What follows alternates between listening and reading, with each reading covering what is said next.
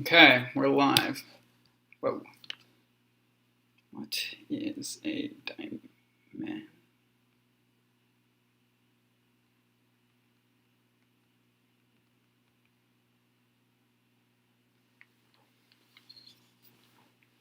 Hello, people filtering in.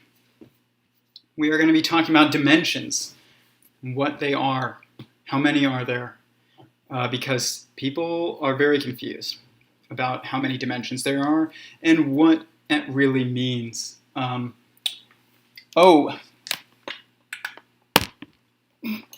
on, YouTube. Sorry. YouTube is not experiencing sound. YouTube. Is YouTube having sound now? There's nobody on YouTube yet. It's fine. Cool. People are joining. Yeah, we're going to be talking about dimensions today. But first, I have to take a bite of this chicken that my fiance made me, and it looks amazing. But it's pesto, so sorry if I have something in my teeth. It's very good, Paulina. It's delicious. Beam me up, Scotty.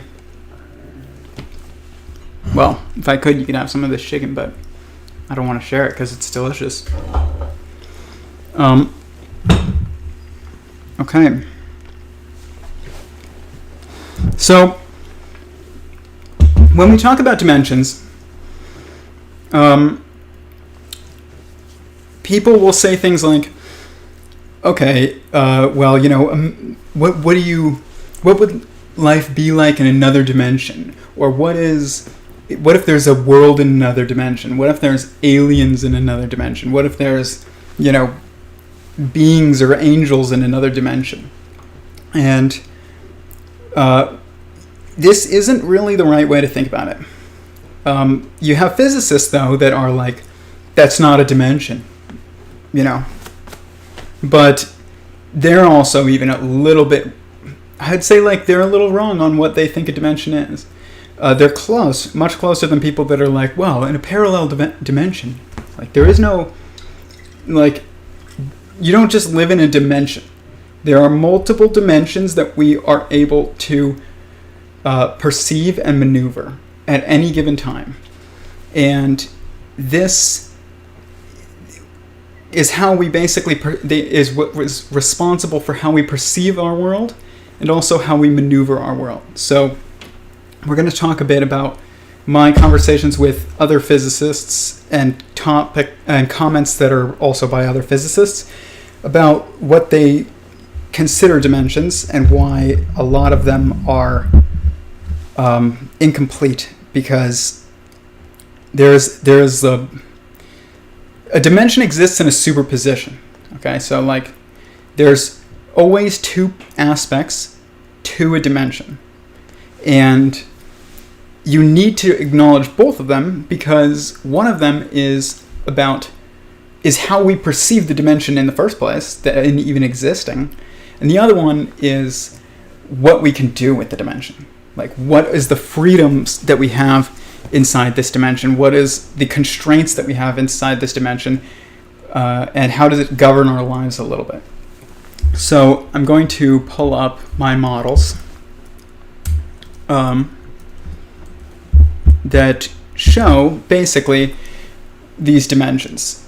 And we're going to talk about how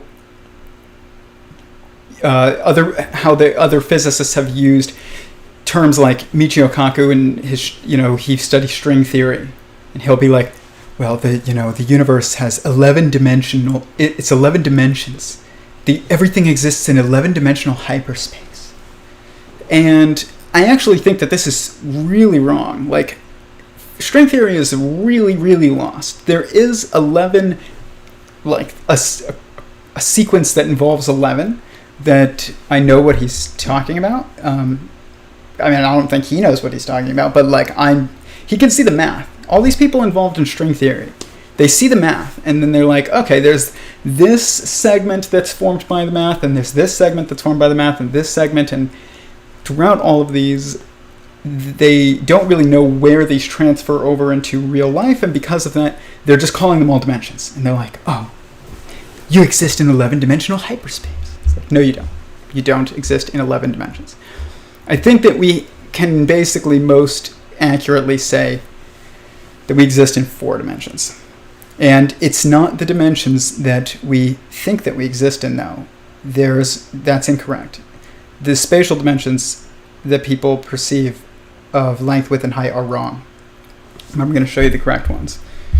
So I said that there's 2 aspects to every dimension, and one of them is what we perceive. The other one is how we can maneuver in this dimension. What can we do with it? And also, is it blocking us from doing something? Because a dimension doesn't just, in a conversation that I had with Eric Weinstein, maybe I'll play a little bit of it. I said that dimension was a perspective, and he disagreed with me. He said, it's not a perspective, it's a degree of freedom. This is like the go-to of physicists. It's like a degree of freedom. You can move along a dimension, they say. But that's not actually accurate. You can't just move along a dimension. You can move along some dimensions, but you actually perceive dimensions, and you can either move along a dimension or it will stop you from moving. So, and you have to be able to distinguish which dimensions allow you to move and which ones are holding you back. And that's why it's important to know 2 aspects of dimensions, is because they don't actually all allow for the same thing.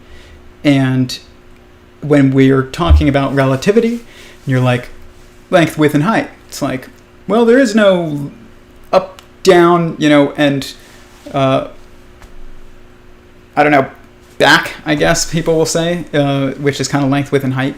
That doesn't actually exist, outside of gravity holding you down.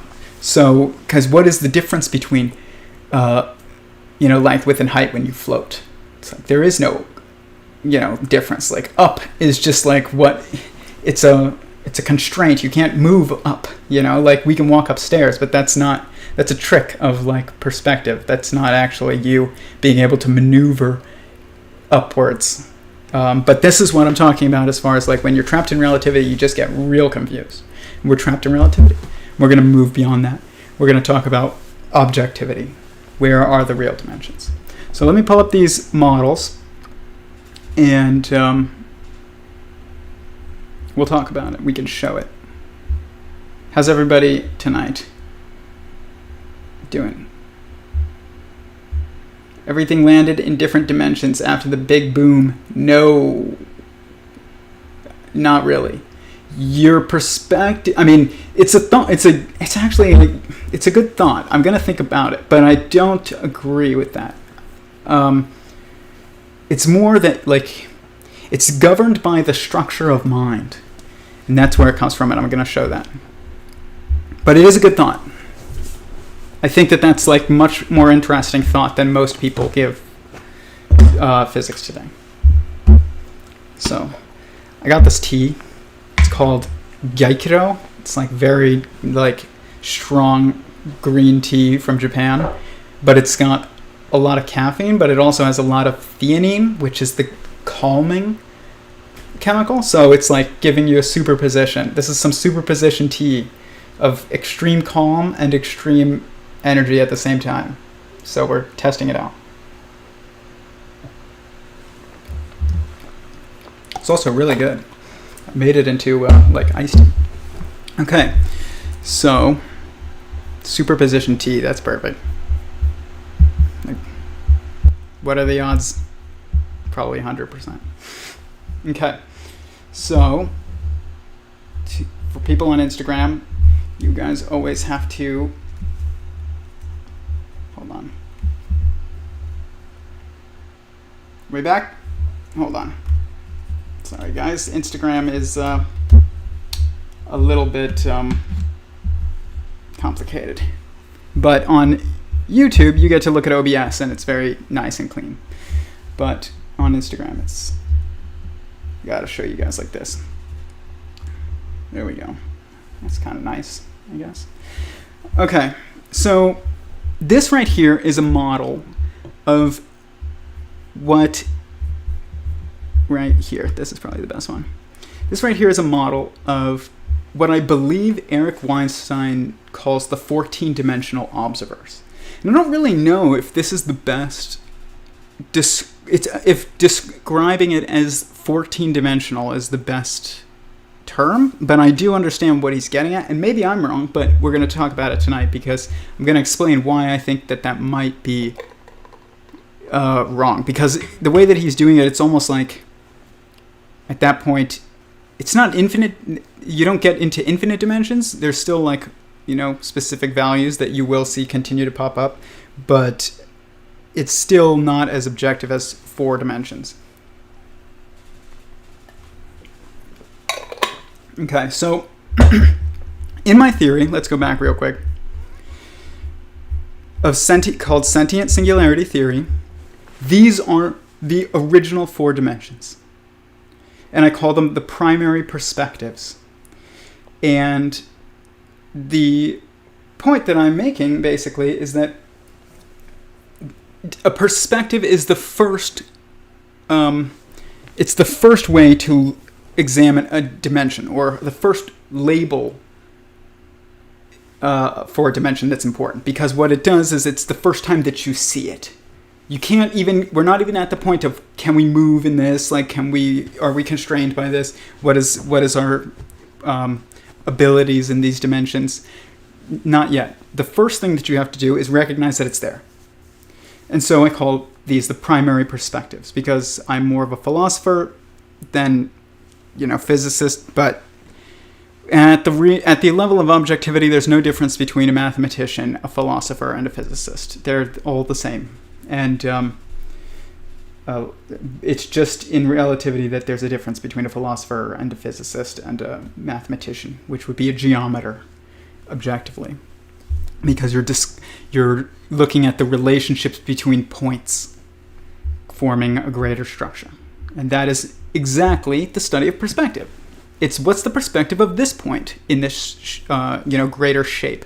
What's the perspective of this point? How does it connect to other points? That is what forms your perspective. It's connections.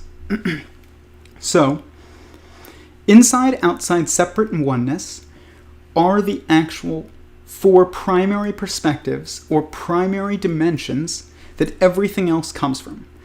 And the reason for this is that they describe all relationships within what is the realm of multiplicity or objectivity that is found between oneness, where there's one dimension, or infinite dimensions, depending. It's a superposition at that point. And then also you have relativity on the other side of it, which is infinite dimensional, basically. Everything is smooth looking. You don't actually see discreteness. So discreteness means like breaking down into little bits, not just something as continuously connected. So, but these are the primary perspectives that describe all relationships. And everything is about consciousness. And this is what causes the arising of dimensions. It's about the relationships between consciousness. The consciousness of the universe, of the creator of the universe, and of the consciousnesses within each universe that exists. Each universe is basically the highest being in creation, and they each give birth to another universe. And we can just talk about that later. But just like humans give birth to other humans, universes give birth to other universes. It's just the universal pattern. That's what a Big Bang is. It's not really, somebody mentioned that earlier. They mentioned the big boom. It's actually a conception. And it looks like an explosion from our perspective inside of relativity. But what it actually is it's a conception. And that's why the universe is getting bigger. It's just like, you were conceived inside a womb, and it started as one, and then, it just, you just divided, and the amount of cells just kind of ballooned and just grew in size over time. And imagine you were inside of that person that's growing, that baby. It's growing, and you're just seeing the walls. If you're inside of even that, that baby, if you're a cell inside of that baby, and you're perceiving the world around you, what you're perceiving is the walls are expanding around you. Okay, so like they're backing up away from you, which is exactly what we see with the universe. Everything's redshifting away from us. You look at the stars, they're flying away. Eventually, this will probably stop, and it will be very sudden. Just like how when you stopped growing and I stopped growing, it was very sudden. You don't grow until you die.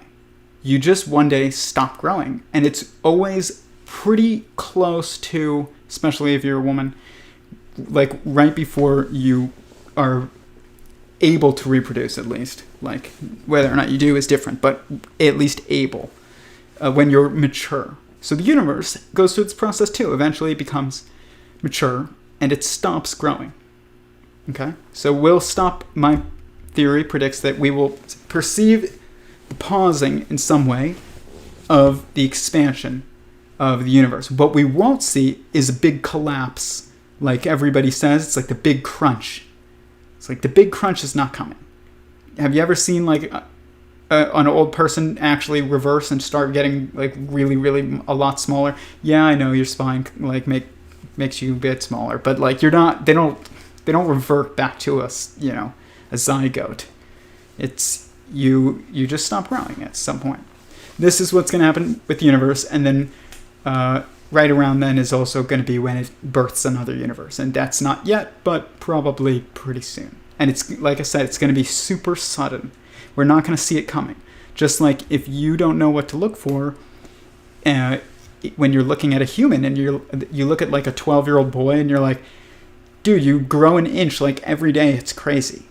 And you didn't know how big humans got. You would just think that this thing was just going to grow forever. But it's not. They stop growing. And so does the universe. But, so it's not really a big bang. It's not an explosion. It looks like it. But it's a big conception. And then it's growth.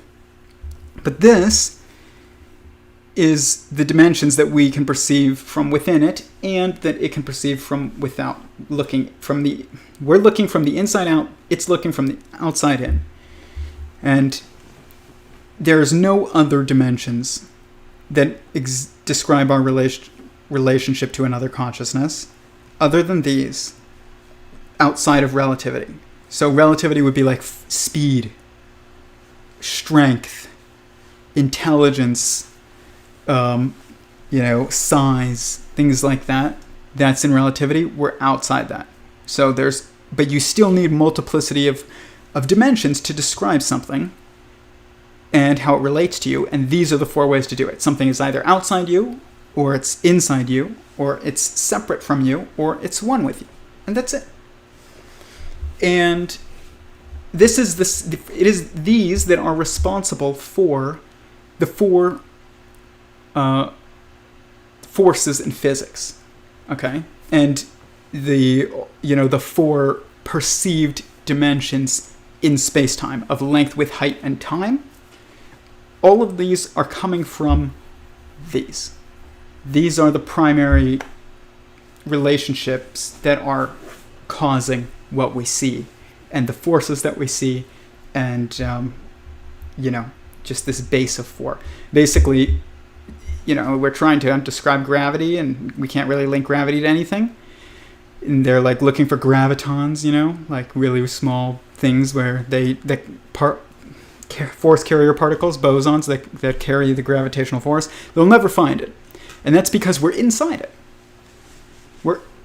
We're inside the graviton. The graviton is the particle that is the universe itself. And it is moving, and that movement causes us to feel force, and us feeling force is gravity. So that's a dimension. That's the dimension of us being inside of the universe from our perspective. And it's also the dimension of, the universe is one. It's not, gravity is not discrete. You can't break gravity into little, and if I end up being wrong eventually, like, I will take it back, but if they prove me wrong, but I don't think that they will. They have not found gravitons yet.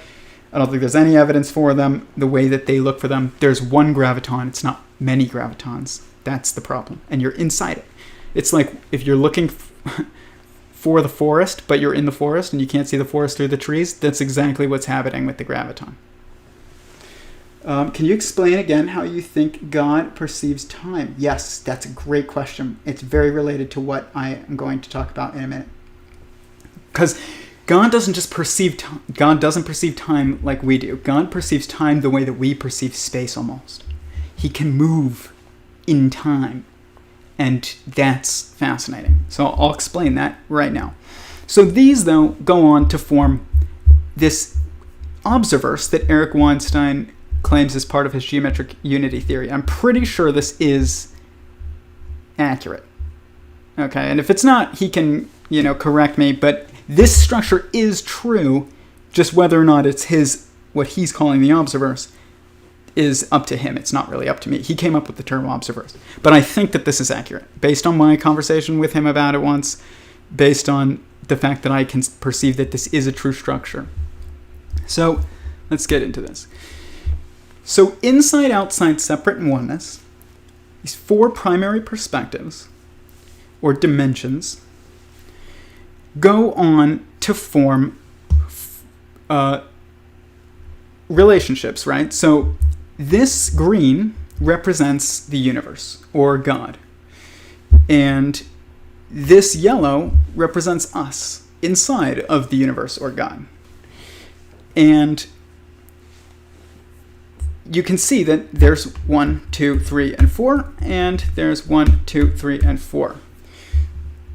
And if you are the universe, or God, and you're looking from the outside in, okay, then you have no ability to maneuver in space, in what we consider space, because you are space. Okay? So because of that, it's an objective constraint. It is blocking you from moving. It's a perspective that you see, but you can't move along it because you are it. You can't escape it. It's like saying, how do I move beyond myself? You can't. You're always inside yourself. So you can't move, beyond yourself.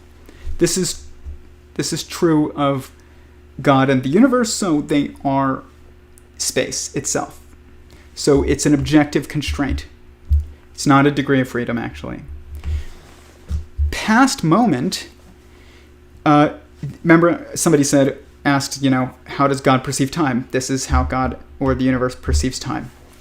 So God has 2 degrees of freedom, or the universe has 2 degrees of freedom, they are in time because it perceives space as itself and it can't move beyond itself. So, but what it can do is it can control its movement of itself that we perceive as space and time, because it's space-time. It's not 2 things, it's one thing, but you perceive your degrees of freedom looking from the inside out as space and from the outside in as time. So basically imagine like you're a guppy in a bucket, and the bucket is the universe, but the universe is a conscious being like you, and like the guppy.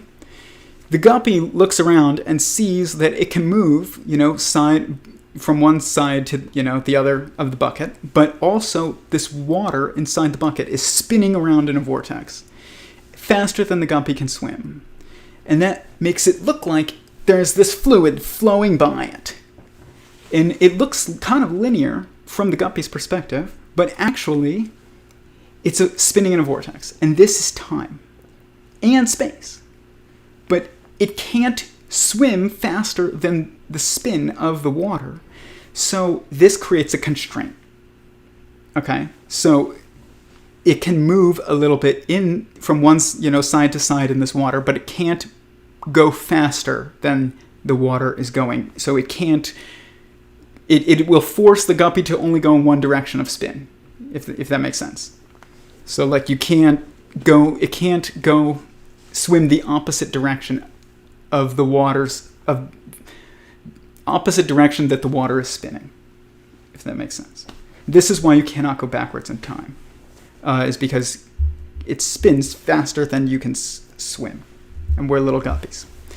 So, but God maneuvers time by spinning faster or slower, but always faster than we can swim, but still faster or slower. And you would not perceive this in any real measurable way that I can think of right now. You would just, it would be how he controls, how the universe controls, or God controls how things meet up with where you are in space. So it's how the universe or God is coordinating with your movements. So you move in space, and God and the universe moves in time. And it's matching up with us, and we're matching up with it. And there's this like relationship that's occurring. So there's 2 degrees of freedom for the universe. It can go spin faster, or it can spin slower, but it will, like I said, always spin faster than we can swim. And it can go to a previous moment, or it can go to a future moment. And really, it's not really like a previous moment. It's really hard for us to conceptualize because we're not, like, we're down here. We can't really perceive accurately exactly how the universe or God perceives looking at us. But basically, it knows, it can maneuver to line up with where you're going to be, whether that is in the past or in the future. And like I said, you will not perceive this. You're inside the system, so you're not going to perceive the objective changes that are being made in time, or in space-time. And then there is this, between these 2 degrees of freedom, positive and negative, there is a subjective constraint, which is God is always in the present moment. And this is true of both of us. You can't escape the present. It's like you're always in the present moment. You can go to the future, you can go to the past if you're the universe or you're God, but you cannot escape the present because you're always in the present. And because that has to do with like you. It's due to an intrinsic constraint of the construction or structure of a consciousness, but of your consciousness. And then an objective constraint is always more due to the structure, like constraints or limits that are due to structures outside of your mind. And this is true of, the universe as it perceives space, because it's not, it is space. It can't escape itself. But we are down here, we are inside. So this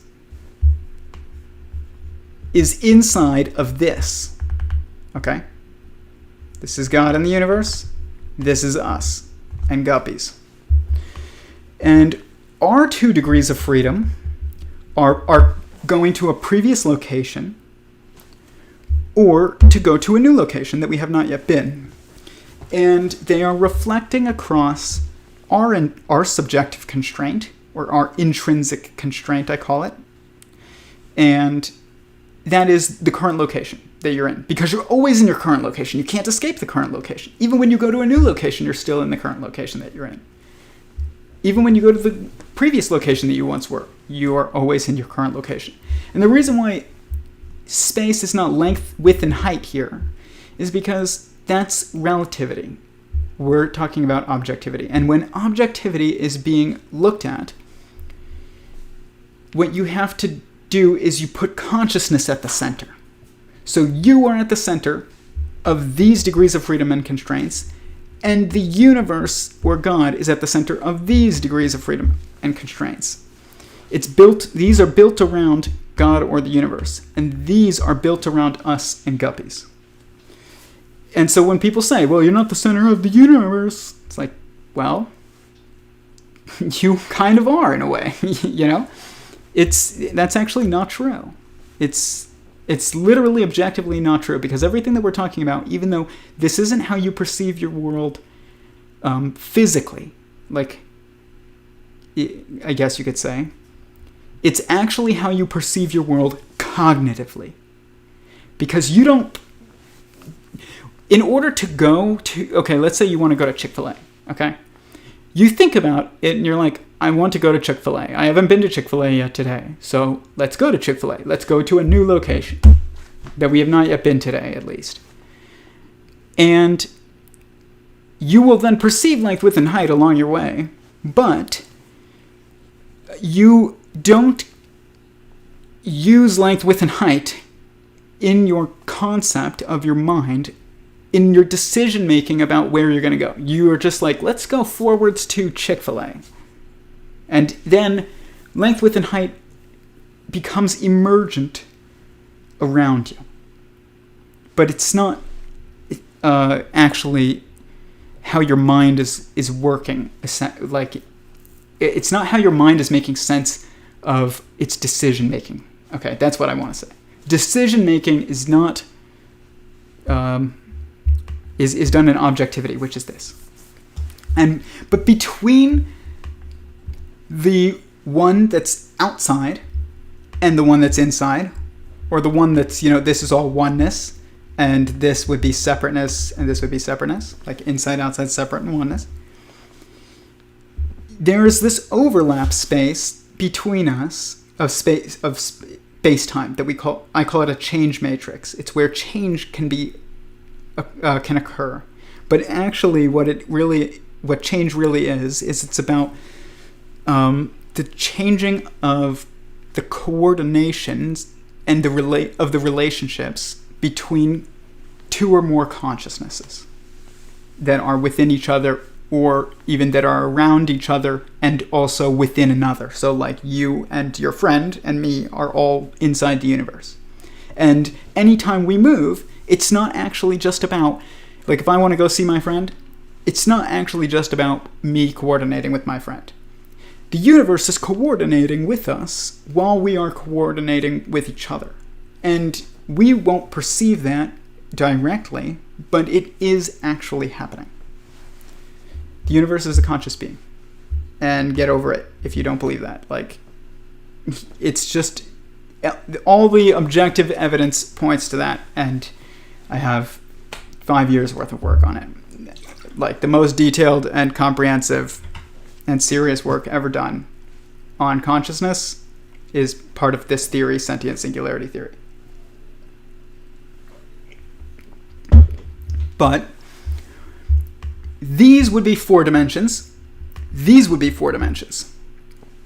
But if you're going to include the overlap as separate, Eric Weinstein gets the number 14 because he's adding these 4 to these 4 and then adding these 6 between, because this is one being, the universe or God. This is another being inside of this being, and which this could be anything. This could be a lion, it could be you, it could be a guppy, it could be a plant, it could be an atom, it could be, all kinds of things. And an atom is conscious. Life had no beginning. It just always existed, and hadrons are conscious. A proton is a male. A neutron is a female. An electron is a wave of sexual energy, essentially binding them together. There's only one electron, and that is the same thing as the graviton. It is the universe itself. We just perceive it as in multiple little points, but it's actually not multiple things like a proton or a neutron is. It's different. So, but this is showing how you get these 14 supposed dimensions. And I don't really know if this is actually the right way to think about it, because unless you're going to say, yeah, a dimension is a perspective, right? So, like, if a dimension is a perspective, which is what I said to Eric Weinstein, then that's the only way for you to have a 14-dimensional observerse. You can't say, oh, it's a degree of freedom. It's not really just a degree of freedom, because some of these are constraints. They're not degrees of freedom. They're constraints that are sometimes caused by the structure of your own mind, which is always right here, subjective constraint. Or it is a constraint caused by an objective structure that you don't really perceive as your mind, but it is still constraining your mind. And for us, that's time. Because remember when I said it spins faster than you can swim? That's why this is our objective constraint. We can't swim faster than the universe is spinning, or swim faster through time than God is spinning. And from the perspective of the universe or God looking in, they cannot escape space because they are space. So that's their objective constraint, or I call it an extrinsic constraint. This is an extrinsic or objective constraint. This is an extrinsic or objective constraint. And this is an intrinsic or subjective constraint. And then these are our degrees of freedom. And there's a positive degree of freedom, and there's a negative degree of freedom. And the negative degree of freedom is always about looking back, and it's about coming together. It's about shrinking almost. It's like reducing, pulling. But the positive degree of freedom is always about growing, expansion, like that. So, but this, between these two beings, you get this space to play, which is 6-dimensional, essentially. And, what this would give rise to, essentially, is like, in relativity, we would see past, present, future, and length with height. But actually, those are coming from these, which is past moment, present moment, future moment, previous location, current location, new location. And this, when you add these 6 to these 4 from this being and these 4 from this being, it's 14. So it's 2 beings responsible for 14 dimensions.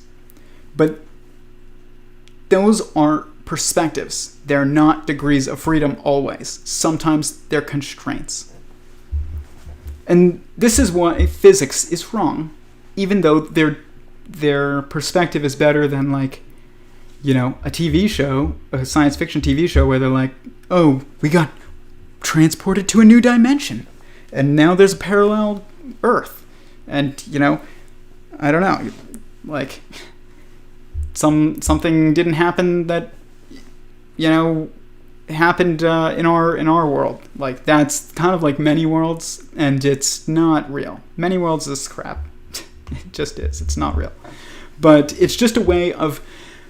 Many worlds, like Sean Carroll's theory of everything, essentially, is what happens when you try to find a solution to, objective physics and quantum mechanics without acknowledging consciousness. And if you're going to avoid consciousness, then what you end up with is just nonsense, and then you call it many worlds. But that's not real. When you have to acknowledge consciousness, or else you're not going to understand where dimensions even come from.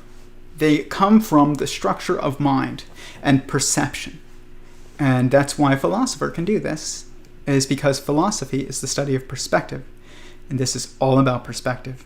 Physics is all about perspective. Let's see if there's any questions in the chat. And how's YouTube doing?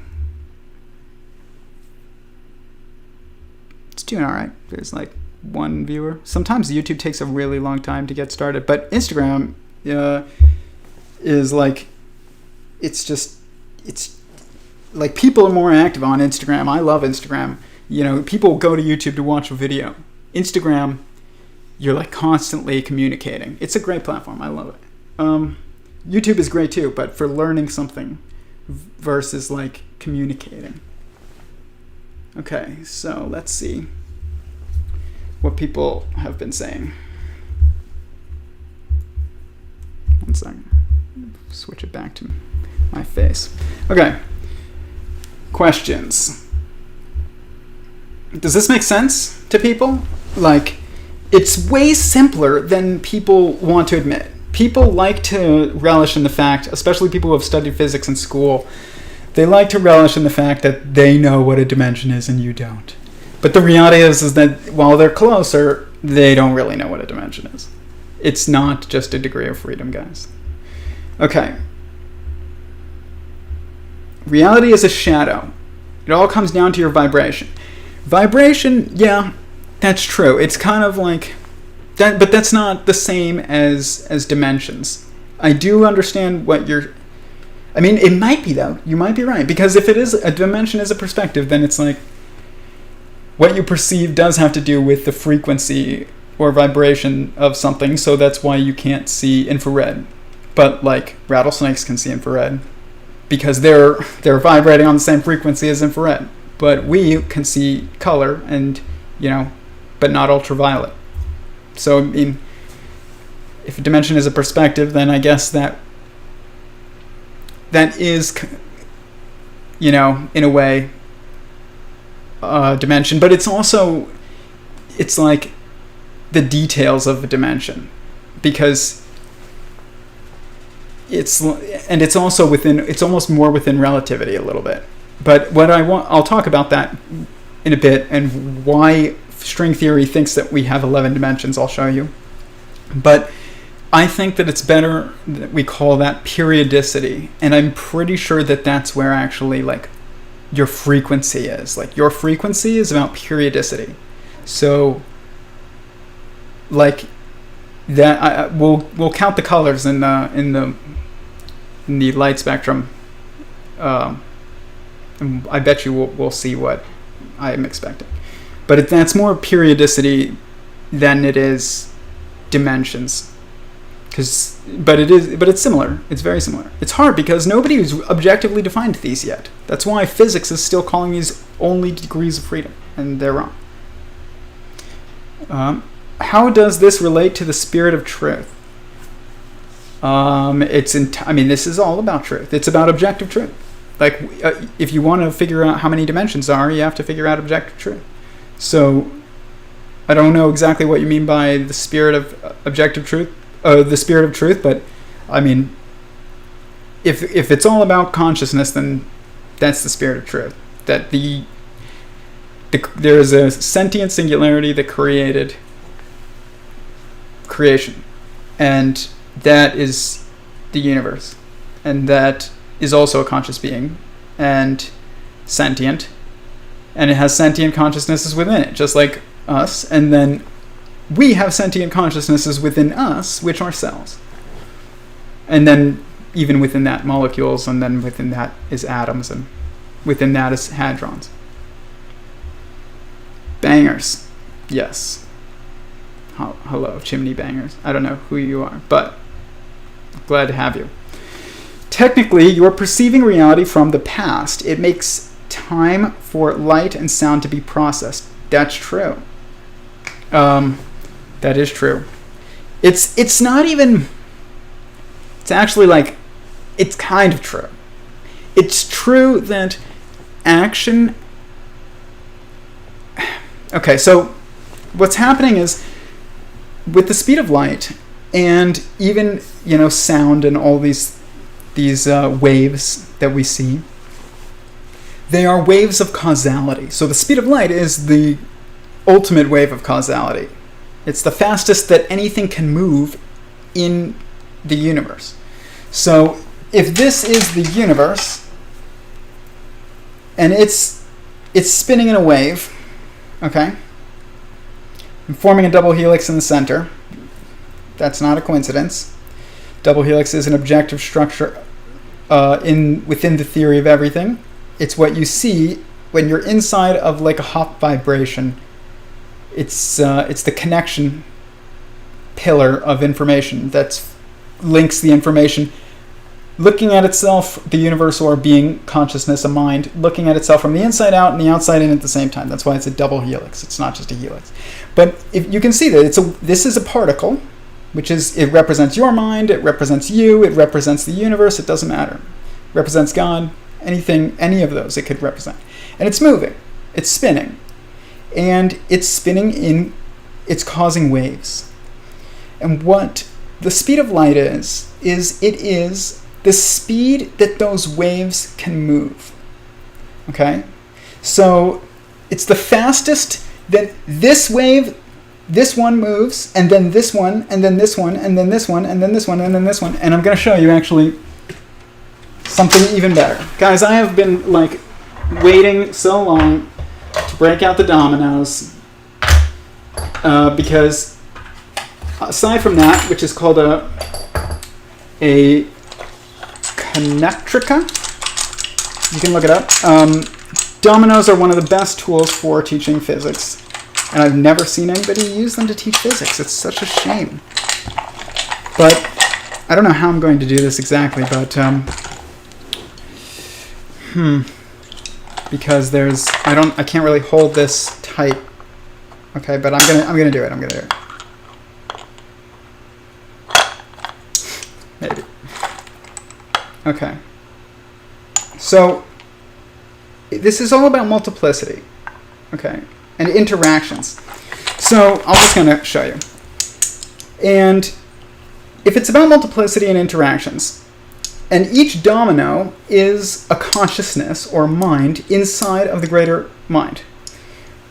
What the speed of light is it's the speed in which this domino falling hits the next domino to hit the next domino to hit the next domino to hit the next domino. This is what is responsible for the speed of light. Or you could think about it as like the clock speed of the computer. It's like the fastest that it can process information. But physically, if you want to think about it, it's about like dominoes. So you can increase the speed by having things close together, and it takes less energy for this one to hit the next one. Or you can space them apart, and then it takes more time of falling before it hits the next one. That's kind of how the speed of light works. And it's like the distance between dominoes, the max distance between the dominoes is the max like speed of light almost. So there is a constraint because at some point, like, you know, if this falls, it's not going to hit the next one. But that's not actually even possible because we're all actually one. But what's interesting is when you talk about if you want to go faster than the speed of light, we have this observation that we have seen called spooky action at a distance, is what Einstein called it. And it's where, like, if you change the spin of a particle that's entangled with another one, even if they're on opposite sides of the universe, it will instantaneously change the other particle. There's no delay whatsoever. And what's happening with this is that those particles inside of what I call the quantum substructure, you can call it the heavens if you are, you know, somebody who is more religious, it's the same thing. That is the relationship space outside of the change space that is responsible for what we perceive in the change space, which is relativity. If those two particles are connected perfectly, it's like the dominoes are touching each other. Okay, so if I make the dominoes all touch, and then I push down on this domino, all of them will go down at once. There's no delay. And this is exactly what is responsible for quantum entanglement in the way that we like to look at it, that gives us like spooky vibes, because we're like, how are these two things that are not connected, that we can see, actually influencing each other faster than light? It's not faster than light, and they're not connected. they're completely connected, but in the objective structure, not relativity. And we are kind of stuck in relativity. And it's causing lots of problems in our ability to actually make sense of the world. But it's once you break out of relativity and you start thinking about things in a discrete way, and you start thinking about things in terms of relationships, and that those relationships are what are responsible for giving rise to dimensions, which are constraints and degrees of freedom. And there's always four. A positive degree of freedom, a negative degree of freedom, an extrinsic or objective constraint, and an intrinsic or subjective constraint. Those are always caused by your relationships. And that's in the quantum, it's in the grand objective structure that's the case. It's not, it doesn't have so much to do with relativity. But if you want to see quantum entanglement and spooky action at a distance in front of your face in an obvious way, it's easy. So, let's look at this top to these dominoes. If I push on this side, right here, instantaneously the other side goes up. It's not causing a wave where if I push on this side takes, the speed of light to move up. Now, might take us, we might perceive it, only within relativity and at the speed of light, the speed of causality. Our perception is still stuck in the speed of causality, but the movement of this is completely linked to the other side. So when one side moves, the other side does instantaneously.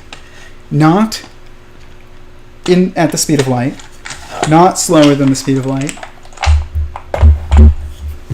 Instantaneously. That's the only speed that's faster than light, is instantaneousness. There is no speed you can't go 10 times light speed.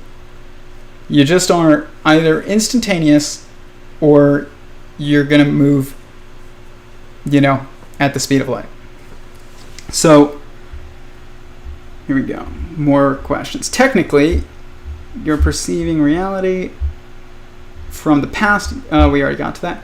The GOAT live stream. Thank you. Balance is beautiful. Yes, it is. It is. Balance. I'm going to read something that I've been saying I'm going to read so many times, and I have not. But I'm going to read it. I wrote this a long time ago to describe relationships, and it says exactly what you just said. Chimney bangers. So let's go to Instagram, and I call this the theory of everyone. This one page that I wrote, and it's like the only writing that I've ever written that's kind of like not written just like a grocery list. I don't write like stories or anything like that. But this is not a story that's false. It is the truest story that exists. And it is right here. Okay, the theory of everyone.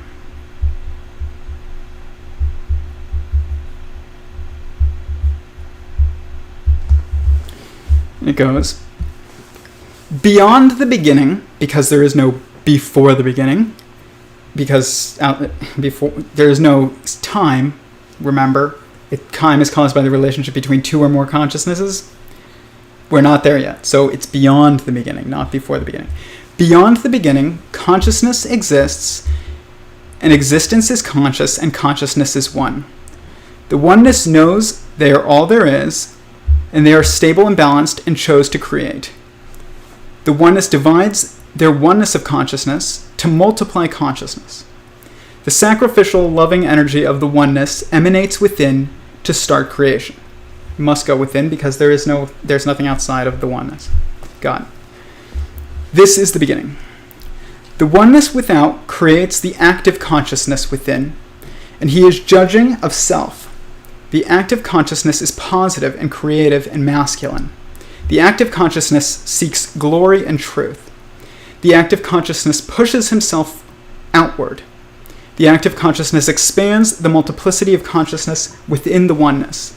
The active consciousness is aware of self, but not aware of others. The oneness without creates the reactive consciousness within, and she is judging of others. The reactive consciousness is negative and attractive and feminine. The reactive consciousness seeks joy and justice. The reactive consciousness pulls the active consciousness inward. The reactive consciousness redirects the love of the active consciousness away from self and toward others. The reactive consciousness is aware of others, but not aware of self. The active consciousness seeks himself, and the reactive consciousness seeks another. The active consciousness becomes aware of judgment by others, and the reactive consciousness becomes aware of judgment by self. Together, the two judge each other for their blind spots. Both are unstable and harm each other as they entangle. The two hate each other. The two become aware of each other's suffering. The two forgive and love each other. The two merge together and multiply. They create a new grounding consciousness. The grounding consciousness is orienting and completing. The three are one and know the balance is beauty. The three and the oneness are four, and the four are balanced in one. The one is stable and free and allowed to choose to create anew. The process repeats within, and the energy of the oneness emanates again. That is the theory of everyone. And it is the truest story that exists. And it's only one page. But it is the story of you. It is the story of me. It is the story of God. It is the story of the universe. It's the story of the next universe. And the one after that, and the one after that. And it is the story of an atom. And it's the story of cells and organisms and families and nations and technological superintelligences and castes. It is the story of everyone. It's the theory of everyone. So I just had the need to write that one day. But what you can notice is that as the relationships are described in the end, you get to 4. And you can even extrapolate the perspectives that are observed between the multiplicity that is created and the 4 perspectives that are then created by the end of that story. And that is also due to the 4 primary perspectives that are the 4 true dimensions, and they are inside, outside, separate, and oneness. So that is the main, lesson, I guess, on dimensions.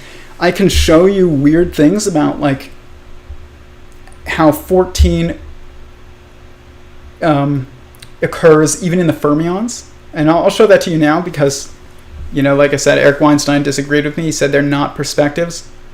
It's all about perspectives, guys. Let me show you. So let's move to, this is more detailed, but it's still related to dimensions. Let's go to here and let's show YouTube some cool stuff. So when we go to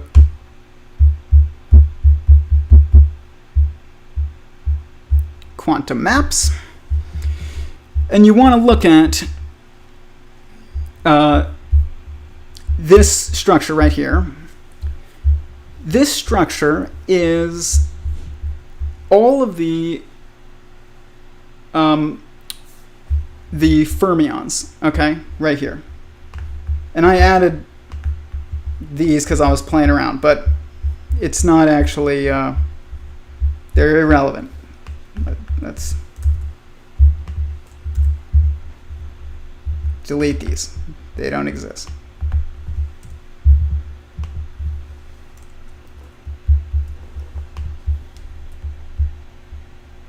And then we can go here and go here, and we can merge, and we can go you are right here, and you are guppy,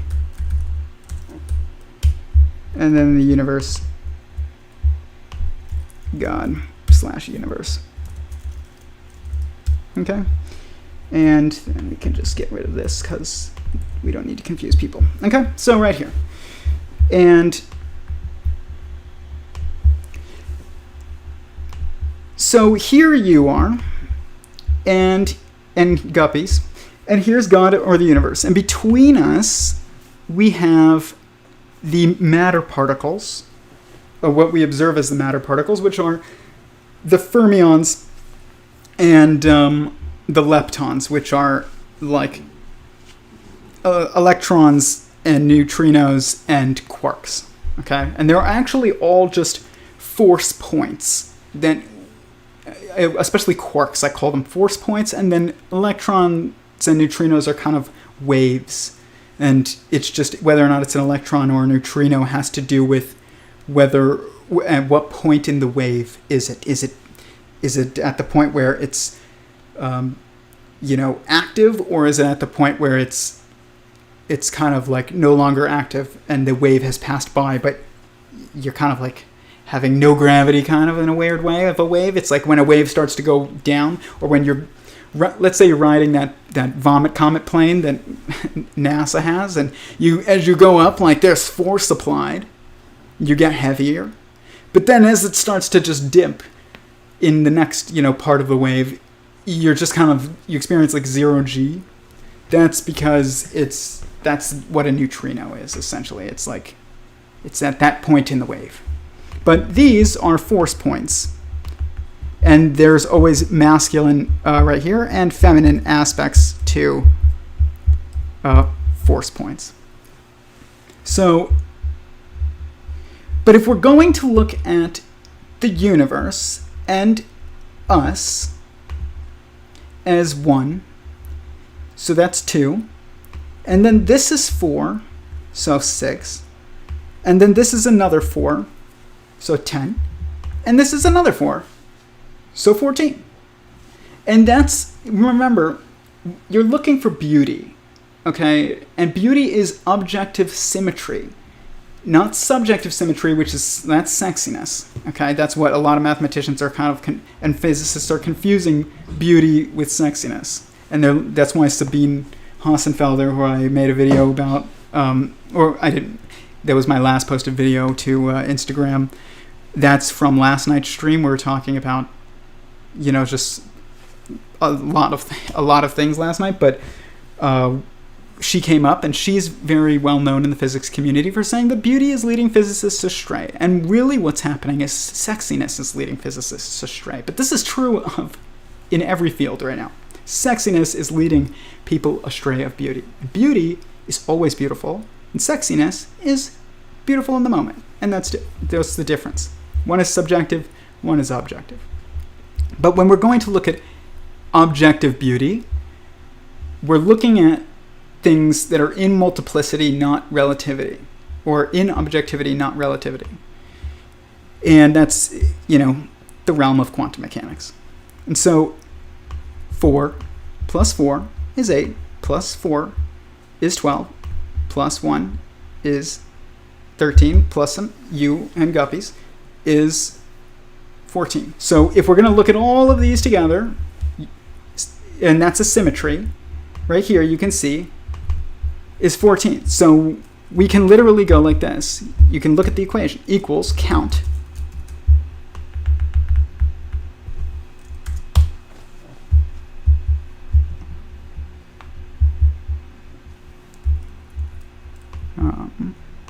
I guess it's not going to tell me because this is...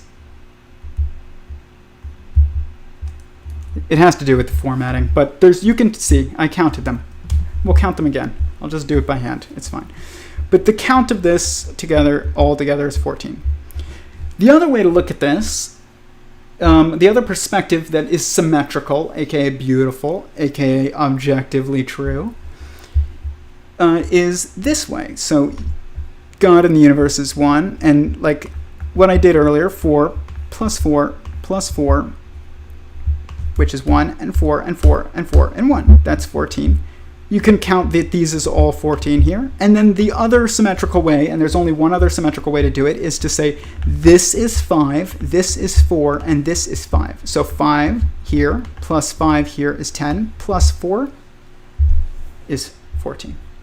And what's interesting about this is that means that there's 3 different perspectives in which you can get 14 dimensions.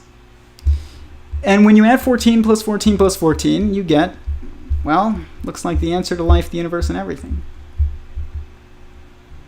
Looks like the first page of the Gospels, 3 sets of 14 generations. But what's also interesting is that you can see that if we look at this all as 1 as the count and in this symmetry, then that's oneness, right? There's only one thing here. So the sum of the count would be 14, but it's symmetrically, it's one structure. Here, this is one structure, this is the next structure, this is another structure, this is another structure, and this is another structure. And that's 5 different structures that are observed in that symmetrical perspective. And then over here, we go, and again, 14. There's 3 symmetrical structures that we can observe from this perspective and still see beauty, aka objective symmetry. Not subjective symmetry, which is sexiness. It fades, it falls out of fashion. Beauty is always in fashion, and it's always beautiful. People who are, and this is true of people too, if you're beautiful at 25, you will be beautiful at 85. You won't be sexy anymore, but you will still be beautiful. And you're not supposed to be sexy at 85, though. But you are supposed to still be beautiful. And anything that is objectively true is beautiful. So what's interesting about this, though, is that when we go 1 plus 5 is 6, plus 3, it's 9. And that 9 is fascinating because then when we go over here to the quantum of consciousness that is the solution to the hard problem of consciousness, as people call it. This is the structure of mind, okay? And what's interesting about this is that it's 9.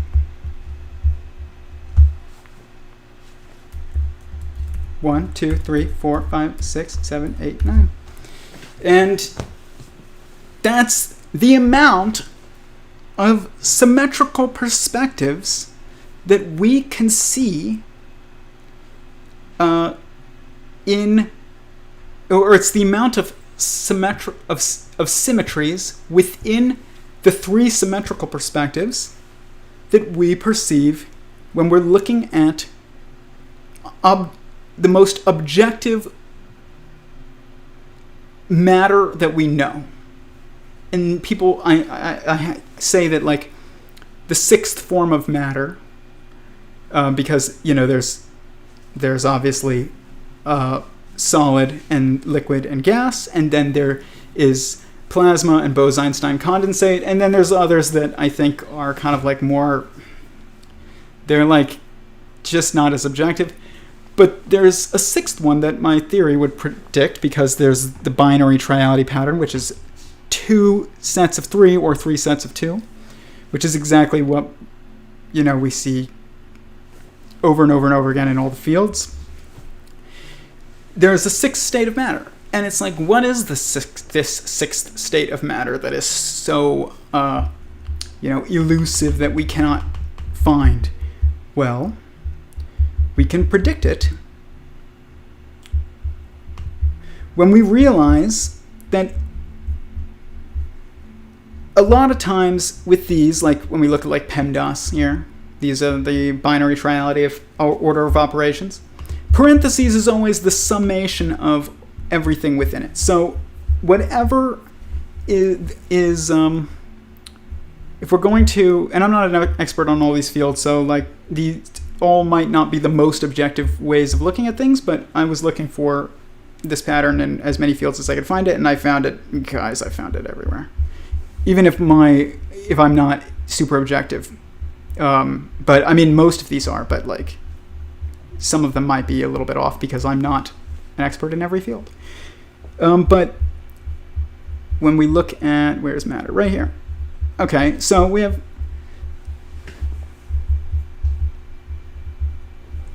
come on, please stay. Yep, okay. We have gas and we have plasma. And these are like the lightest, okay? Like gas is, there's no direction to it. It just expands, right? Okay, so, but plasma is the same thing, except it's got an extra charge. So it's even more expansive, but not only is it expansive, because it has charge, it also has directionality to it. So it's even like more animated to some degree, because this chargeness of it doesn't just cause it to expand in all directions and not be linked in any, and having any kind of like directionality of mind. Charge adds a directionality of mind, essentially. So what you can see is that it's more animated than gas, essentially. So this is also true of like when you're looking at like a Bose-Einstein condensate, it all becomes like one at a weird, like super low temperature. All the molecules kind of just like form this odd oneness. It's because this is like, they're having this oneness of mind kind of occurring, kind of like plasma, but it's like the opposite of plasma. And we think that plasma is gas, but it's actually kind of like in between gas and liquid, which is exactly what's shown here. And then we have solids.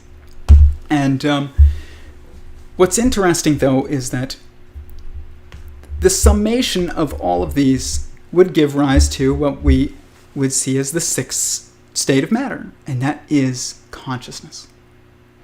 Consciousness is the sixth state of matter. And when we looked at the perspectives that give rise to the three different beautiful, aka objectively symmetrical ways of segmenting the truest, most fundamental things that we know, which are the fermions and the leptons, which are, the matter particles, and you and me and the universe on the other side of the matter particles and us. And you can't say that you are not one of the truest things that you know. Of course you are. You're examining, like you couldn't ask this question and think about this stuff if you didn't exist. But you couldn't ask questions about the universe if the universe didn't exist. So the universe is hard, perspective. It is like, it's material in a way. And we are also, material in a way, aka like objectively true, like a hard constraint, an objective constraint. And then the fermions between us and the universe or God is also that. So it's because of that, you and me and the universe itself are matter. And that is a consciousness. And what's interesting is when people are like, oh, what is matter? You know what matter is? Matter is what matters. It's super literal, guys. Matter is what matters. Okay? And if matter is what matters, super literal, then that makes perfect sense with why did God create, multiplicity within his oneness? Because that's how you create meaning. Meaning is about your impact on others. It's not about your impact on yourself. It's about your impact on others. And if you're all there is, then you can't actually have any meaning, even if you're God. If you're all there is and there's no multiplicity of consciousness at all, then, and God is a superposition, so it's kind of complicated, but it's not that complicated. You and I exist. So from our perspective, and due to that, we perceive multiplicity of consciousness, and that's what is responsible for the creation of meaning, because meaning is what matters, and meaning comes from your impact on another conscious being, and matter, that is what matters, and that is matter. Matter is what matters. It is the constraint. It is what is responsible for the most objective things, like rules that you have to comply with. And even for God, meaning comes from, impact on other consciousness. God has to comply with this. There is no way around this for him. So he has to make others. And matter is what matters. And you know what matters? Consciousness. Consciousness is what matters. Hopefully I spelled that right, or else I'm going to look like an idiot. I'll zoom in on it. So you have to include consciousness in any objective map of matter. And not just your consciousness, my guppy friends, but also the consciousness that we are in, which is the universe. And then universes are within God. God created multiple universes. Well, it's not multiple universes. It's one universe, which is a multiverse chain form that, and then, which is what Roger Penrose calls aeons, and I call them verses, because verse makes sense. It's like, why would you call it an aeon? Just call it a verse. A universe is all the verses as one. A multiverse is all the verses as multiple. And the universe is the multiverse. When people are like, oh, is it a universe or is it a multiverse? Guys, all objective structures are superposition of perspective. It's multiplicity and it's oneness. The universe is a multiverse chain. You are not separate from your parents, really your mom, because your relationship with your mom follows the objective perspectives, or the objective dimensions that are the truest, which is inside, outside, separate, and oneness. At some point, you were one with your mom when you were inside the womb, and you were inside of your mom when you were inside her womb, and you can also be outside of your mom when you were after you're born, and separate from your mom after you're born. So you follow this inside, outside, separate, oneness dimensions with only your mom, not your father. And that's why, the branches of this tree of life are actually flowing through women. Congratulations, women. Like, you have a very important job. You are the branches of life. But, men are the bees pollinating those flowers on those branches. And that's why we have to be able to separate from it. And it's also why only men can do this work, is because you have to see an objective perspective. And if you have to fly above the tree itself mentally. And you can understand this if you're a woman, but you won't be able to come up with it probably on your own, because it's not because, women aren't smart. They're just as smart as men. Honestly, in some ways smarter than men. But they aren't able to detach. But that's why they're so good at caring about other people, is because they're never detached from other people. They're always connected to other people. Men are detached from other people. That's why we can be so violent. The theory of everything explains everything. It doesn't just explain this weird thing that we're trying to do of uniting quantum mechanics and general relativity. Inside, outside, separate, and oneness, complete relativity and quantum mechanics. Quanta within quanta. Quantum within a quantum. We're inside the graviton. We're inside the universe. But we are conscious beings. Quantizable. beings ultimately are consciousnesses because we come from a quantized being, which is a singularity of sentience that created everything, which is God. And physicists are still learning this, but they will learn. Because my theory, Sentient Singularity Theory, aka one God theory, can make predictions across fields that the others can't, and including about dimensions. And so the next thing that we can kind of talk about is like why string theory perceives 11 dimensions or 9 dimensions or 10 dimensions, and it depends on when you ask them whether or not they say it's 9, 10, or 11. And I'll show you exactly why that's the case. It's very interesting, and but they're not really dimensions. I think it's better to call them periods. They are periods of growth within a universe or aeon, but the string theorists don't know this because they're not linking what they're finding to reality really, objectively. They think that they are, but they're not. Okay. Balance is beautiful is where we left off. Balance with offset too. I don't know what that means. But like, it's like, there's subject, yeah, I mean, okay, balance with offset. It's like, Eric Weinstein says the universe is subjectively chiral but objectively symmetrical. This is true of my model as well, and I can show you that in a minute. But that's because when we're looking at the value of the being that we're within compared to the value of us as what's more valuable, you or one of your cells? You. What's more valuable, the universe or us? Just one of us. The universe. But that's called, acknowledging hierarchy. So there's a disproportionate balance there. So that kind of is, and that structure is caused by us being inside of another, and therefore less than, because you couldn't be inside a being that you were not less than in some way.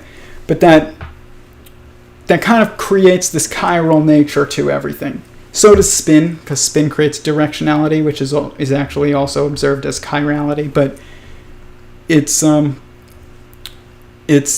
both of those are true. But the reality is that it's a consciousness on the other side of a consciousness, so it is balanced still from an objective perspective. But from a subjective perspective, we're inside of beings that are more valuable than us because that's the only way that we fit inside them. Why is relativism objectively bad? It's not objectively bad. It's just bad to think that it's objective, if that makes sense. Like, relativity it's necessary, it's emergent, it's not bad. But if you're going to try and understand objective reality, and you're going to look at relativity and say, that's the truest thing, when it's actually relative, which means it's only true related to something else, that's not good. So, like, if you're thinking about, whether or not a car is fast, okay, and you're like, guys, this right here, Corvette, super fast car. Well, according to what? What if it's in a room filled with only the new Tesla Roadsters that are going to go like over 300 miles an hour, and that Corvette can only go like 200 miles an hour? Is it still a fast car? No.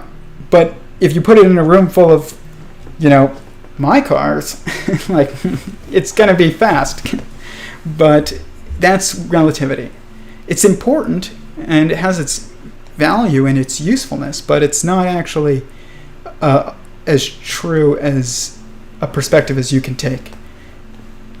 Faster is only faster than things that are slower than it. Stronger is only stronger than things that are weaker than.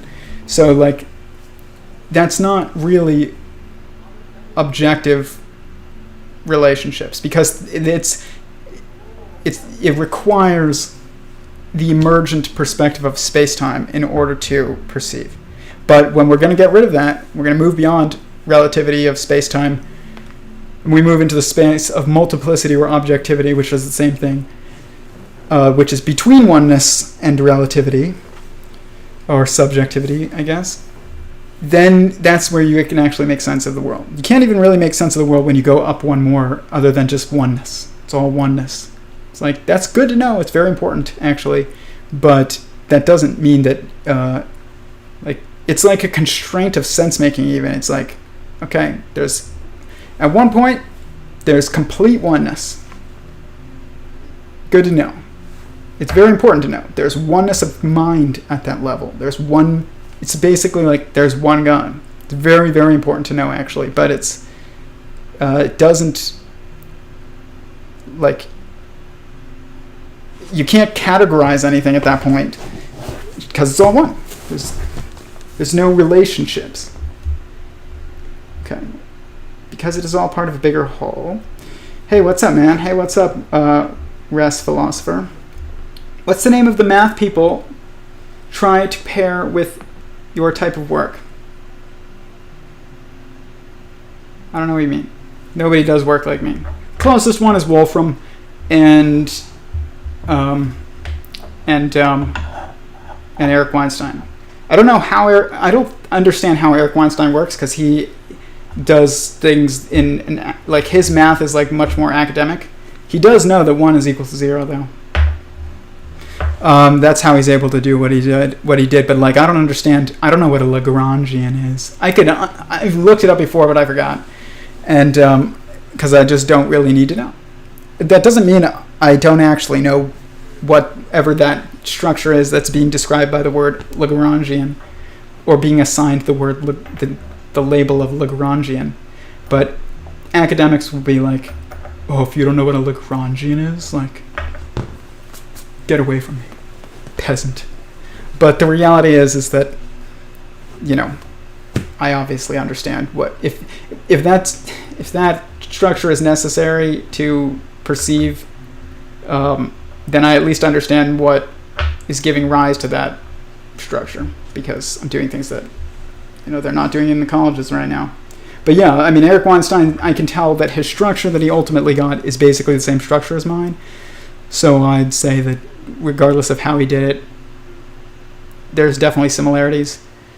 And I look at Wolfram's work, and even though he's using like weird coding type, not even coding, it's like, I mean, I don't know. It is coding, but like when you look at his overview, he's creating relationship visualizations, which is actually what I'm doing, but I do it in Excel, which is more of like a two-dimensional space, and he does it in a three-dimensional space. But I actually think that mine is more accurate because there's only 2 degrees of freedom and not 3, and but we're getting the same quantities because he's using this thing called cellular automata, which I'm calling them quanta of consciousness, but they're the same.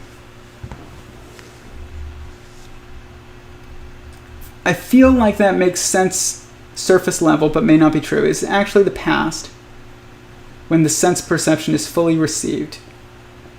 What if you count the perception of the object as part of its reality? It is part of its reality. It's just not your reality, but it's its reality. This is so dank. I'm so glad you're here, Chimney Bangers. You said something really smart earlier. I forgot what it was, but it was really good. Vortex math, I just remembered. Oh, vortex math, yeah. It is vortex math. That's why I said time is spinning space-time spins in a vortex. We just see it as linear because you're a guppy in a bucket and it's all flowing by you, and it's just like you can't see that it's actually going like this, but you're just on the edge. So it looks like it's linear, but it's not linear. But the domino top is made of matter, which is a form of light, which is what allows us to perceive it. I believe light is a shadow being cast from a higher dimension. That is true. Yeah, that's true. Like light is a shadow. When you can see those kind of like, I say a lot that like at the level of God or at the level of objectivity, paradox becomes an inevitability. It's like, well, at the level of God and at the level of objectivity, light is a shadow. There you go. Good job. That's awesome. I've had people say that before, and I agree with it, but sometimes you just like think about something even deeper, and it's like, wow, it clicks more. I'm with you, friend. Straight facts. Sweet. The crystal structure has potential to expand infinitely. Exactly. So placing a crystal in front of an energy source casts a shadow in waveform. Exactly. But the crystal is the energy source itself. It is the dweller and the dwelling. God is the dweller and the dwelling. He is the energy source, and he is the crystal. That's the reality of it. But you're right. But they're not separate entities. They're one. Your universe model is a crystal structure. Yes, it is. Replicating itself. Yes, it is. Exactly. A crystal structure is a replicatable structure. It is a replicating structure, actually. That's what it is. You're totally right. You can look at like Clea Irwin's emergence theory is very much about that. And it's about this. This right here is a tetrahedron. This is the geometric representation of a consciousness. And what's really cool about this one is that if you look closely, and I'll show you guys on YouTube too, it is a four-sided shape, four primary perspectives that are forming. Hold on one second. I think my friend's going to jump in here, but it's from the inside, outside, separate, and oneness. I'm going to let this guy jump in because this guy is a friend of mine. I'm letting you in. Try it again. Sorry, YouTube people will not be able to see you. Okay, sweet. This is my friend Kevin. Everybody who's here. What's up? We used to live together, and he is very good at this kind of like, I guess, like metaphysics as well. So we used to talk about this stuff all the time. And then one day I was like, guys, I think I cracked the theory of everything. And everybody was like, okay, Tyler, good luck. And then now we're 5 years later. 5 years later. I know. Bro, I am so glad. Like, here's the synchronicity going again. Literally, before you, or just as you were talking about the tetrahedron, I was thinking to myself in the car on the drive here. Actually, no, it was in the shower where I just came from, right? I was thinking about, the sacred geometry and how the tetrahedron is literally the first 3D shape that you can make, period. Yep, exactly. Right? That says a lot, okay? Mm-hmm. Because in the Metatron's cube, right? The Metatron's cube literally shows you how the all thinks. We may not be able to see the all, but we can see how it operates, right? Mm-hmm. The first step to make anything three-dimensional is the tetrahedron. Exactly. It's about as close to source as you can get. So it's literally a holy shape. It's very sacred. Yep. It has great power. Exactly. And absolutely. I love this one that I found because what it is, and YouTube people, you can't see this. Hopefully you can hear Kevin at least. I know you can't see him. But it is a tetrahedron inside of a tetrahedron. And I love it. This, wait. So this is a tetrahedron. Inside, and then you can see inside. Oh, yeah. The very center, huh? Yep, there's also a tetrahedron, and it's facing the opposite direction of this one. And yes. So I think about this as, like, if you flip it like this, it's the universe or God looking in towards us, and us looking out towards the universe or God. And it's the overlap of this creates 8, which is like interesting when you look at like the Great Pyramid. It's a four-sided shape subjectively when you're like down below, and you're not looking at it in its totality. You're just like looking up. But then when you fly above it, you get to see 8 sides. And what this is about a consciousness within consciousness. Right. It's a tetrahedron inside a tetrahedron.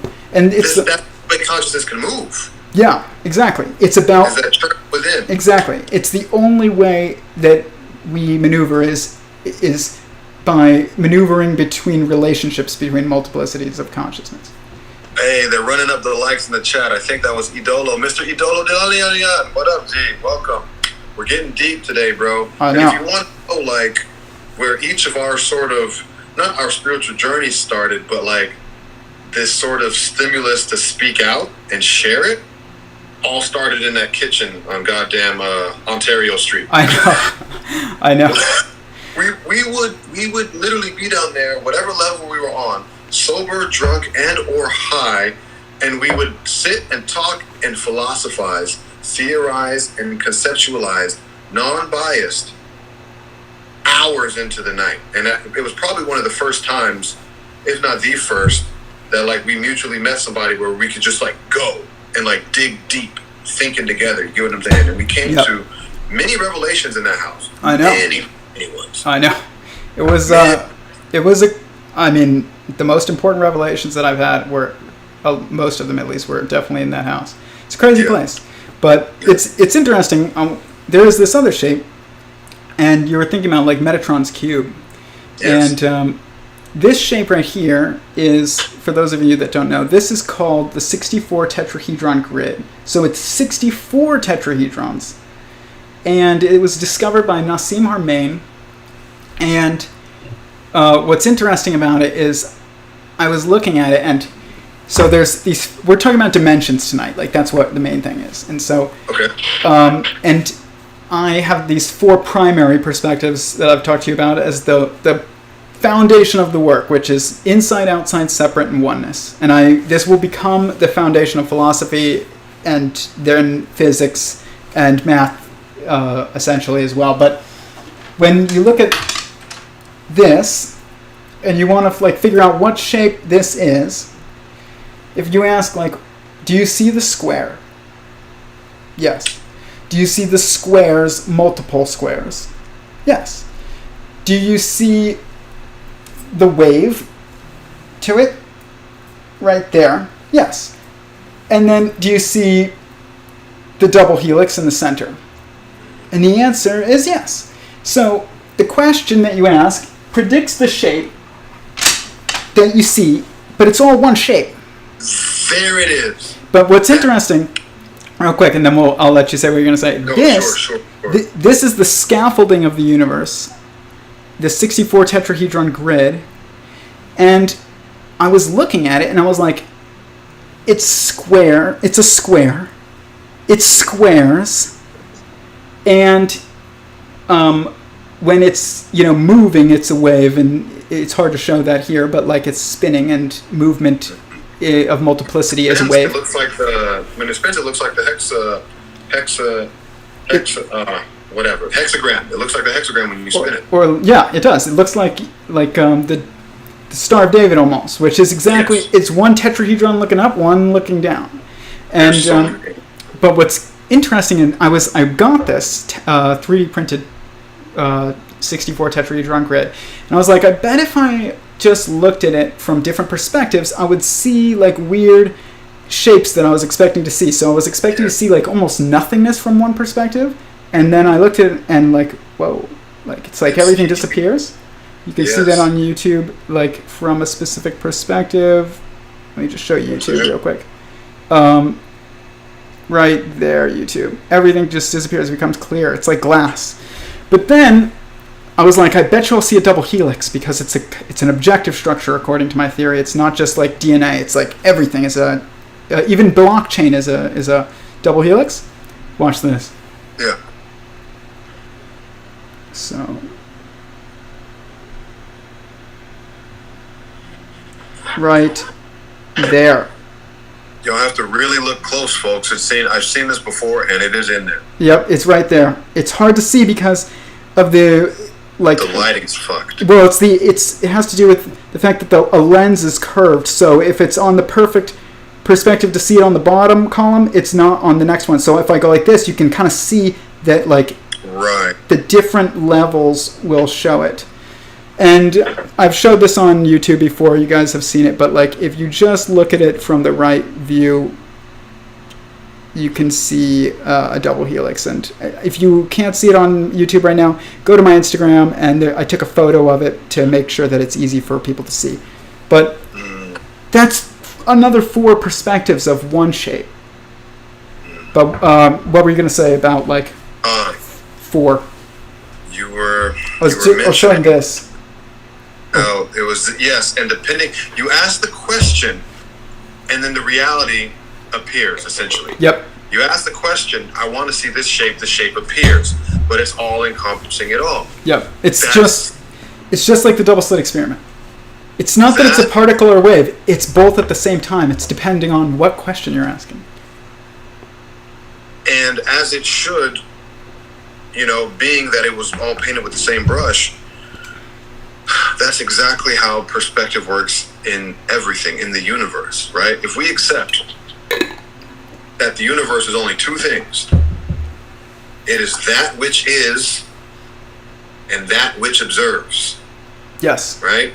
Within that which observes asks a question, and that is what that observer sees. That's what that observer beholds. Yes. Right?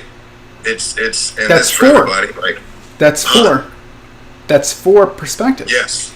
Yes, 4 perspectives, 4 sides of the tetrahedron, 4 elements. 4 is such an important number. It's the number of. It's a very important number. It's the number of stability. Is like how I think about it. It's like at that point, that's like stableness. It's like there's 4 wheels on a car, because that's stable. 4 tables or 4 legs on a table. Exactly, and you can do 3, but it's not as stable.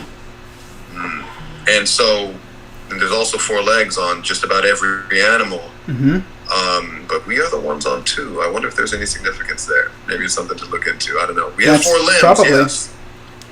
Yeah, maybe but that's why we're so disconnected and fucked up. There's something there is a weird disconnect. I got to do. Yep. I have to say this real quick, bro. My mom's over, about to go watch scary movies on Netflix with her, drink sake and eat pho. I just had to stop by and say what's up. Yeah, I'm glad you did. Everybody, check it out. It has been a pleasure. I got a dip. Yep. This guy, you're in good hands. Godspeed, bro. Check out Kevin's Instagram. 751. And me and you were gonna have a conversation about what that means. I know. I want to know. So you gotta. It's powerful. I'm gonna think about it. Diagram. So. All right. Cool. Here I go. All right. Peace. Yeah. Okay. Well, now we're back to just me. So sorry about that, but it's Kevin and I lived together for like 3 years, and like I don't think that there's anybody else that I've spoken to that is like able to just intuitively communicate about these like concepts with me, which is, it's not, what are the odds that I lived with that guy? Probably 100%. Like, that's the odds. So let's see what kind of questions we were getting. But that was a lot of fun. I'm definitely going to have him back on the stream again. We'll talk about all kinds of things. Looking at questions. Then I'll check YouTube for questions. I know I've been ignoring you guys. I don't even know how many people are watching. But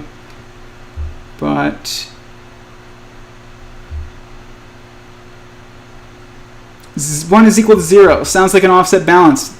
Yes, Joanne, I don't know your name. Sorry. But like, I can tell your name is like a combination. We talked about this another day or two. But like, yeah, 1 is equal to 0 is offset balance. Exactly. It's infinite oneness. It's, yeah. It's a wave. A wave is 1, but, oneness of mind through multiplicity. Because a wave is a domino hitting the next domino, hitting the next domino, hitting the next domino. Because everything, there's a discrete nature to everything. Everything is, discrete means like breakable into little bits, objective bits. There isn't just a smooth, continuous structure, really, but I mean, there is. It's a superposition. It's like, is this, multiple squares or is it 1 square? It's both. I need to buy these. Shapeways will have every shape that you want to 3D print. You can have it printed on Shapeways. I even have, what's the other one that I have? This is the isotropic vector matrix, I think, or no. No, it's the vector equilibrium. That's what it is. It's the vector equilibrium. And this is a very interesting shape. I'm still like examining it and just thinking more about it, but I had to get it because it has there is an equal length between every single one of the spokes coming out from the center, which is 12. And that is, how many... I mean, it's not how many hours in a day, but it's how many hours in a day from one perspective. And then there's, the perspective of... From the subjective perspective, there's 12, and from the objective perspective, there's 24, because it's one consciousness within another consciousness, and each one has 12, and summed it's 24. Just like there's 4 sides subjectively to a pyramid, to the Great Pyramid, but when you fly over it, you realize there's actually 8 sides to the Great Pyramid. And whoever built that thing knew exactly what they were doing when they did that. They were like, someday somebody's going to fly over this, and they're going to look down and see how many sides there actually are, and realize that means like an objective perspective, like a complete view. So, the Great Pyramid represents the universe, guys. It represents a consciousness within a consciousness, a tetrahedron within a tetrahedron. And Clea Irwin's theory is all about tetrahedrons. But yeah, this is, I was talking earlier about periodicity, which is what, there's like an atom to molecules, to cells, to organisms, to families, to castes, to nations. This is periodicity. And it's loop space, so each loop is one. So it's like hadrons, atoms, molecules, cells, organisms, families, castes, and nations. And each one is a loop within the next, like a Russian doll. And string theory is looking at these 8, periods of growth that happen. And then they're also counting the one before, and they're counting the one after, and what they're getting is 10. And then they're counting the next one that's coming, which is the start of the next universe, and they're getting 11. And that's why they're like, there's 11-dimensional hyperspace. But it's not really 11 dimensions. They're counting periods of growth. But that's not dimensions. So the string theorists are wrong, to bring it back to like what we were originally talking about. And there's not 11 dimensions. And is there 14 dimensions? Like from Eric Weinstein's Observerse? If a dimension is a perspective, which is what I said it was, yes. So I can show you guys like a little bit. Hopefully this doesn't get taken down, because I got flagged by his staff about showing stuff, but I'll just show you guys. Anyways, like, he's not going to go through hours of this, and if he does, like, hopefully he realizes that I was right. It doesn't flag me. So this was my talk with Eric, for those of you who are there. Let's kind of just go here. And we're not going to look at the entirety of it, but okay. Berkeley I students was very tired, and I just got home from work, by the way, so I look very tired, like I just got home from work. I had just got home from work. And by the way, just getting home from work in LA means like you just sat in almost 2 hours of traffic. How's it going? I'm well. How are you? So I was wondering, if a dimension is a perspective, essentially, then what dictates which dimensions you focus on in order to, like, most accurately convey the big picture, I guess, if that makes sense. It does. Okay, so I don't know how that doesn't make sense, but when you come from academia, there are certain words, and he says that in here, he acknowledges it. You have certain associations with words, and so when I say something, he doesn't necessarily view it the way that I view it in my mind, and vice versa. Let's try to work on your questions that we get. So the claim is that by observers I mean two different spaces. One, in this case, has 4 dimensions. The other has 14. Okay. They're not perspectives. They're sort of degrees of freedom. You could move along a dimension. Okay. And so, for example, I'm now walking on the surface of the street, and I can walk in 2 directions. I have 2 degrees of freedom. If I jump, I can go into a third. He's talking about relativity, though. Okay? And that's not objectivity. Even if he's just using it as an example, don't use it as an example. Explain the objective perspective. Don't use the relative as the example. So, anyways, whatever. And so these are sort of the place for the waves to play. So basically, when he's saying there's 2 spaces, what he's talking about is and he might not agree with this description, but I'm saying that this is what I see as what is leading to these 14 dimensions that we can see here in the fermions and the leptons between you and the universe and me and God, or us, consciousness within another consciousness, and between that are the place for the waves to play, which is a 6-dimensional space, and that is this right here. And you can see that 4 from the 1 space and 4 from the space within that overlap, because this is inside of this. This is you and me and a guppy, and this is God and the universe, or the universe.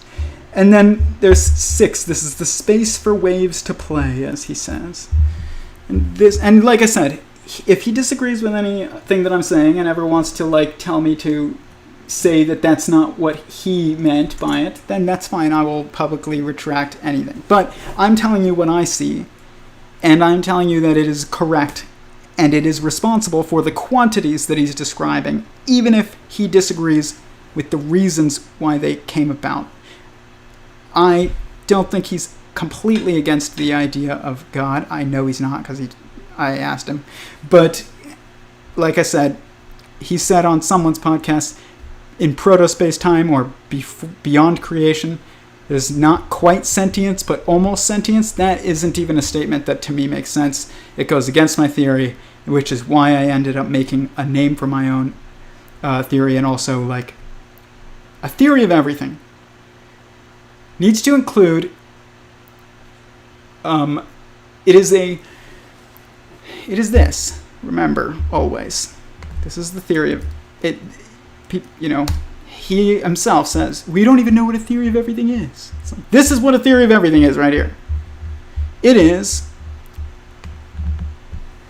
a recognizable, predictable, and describable pattern that occurs in all instances of objective observation, and an explanation for such a pattern.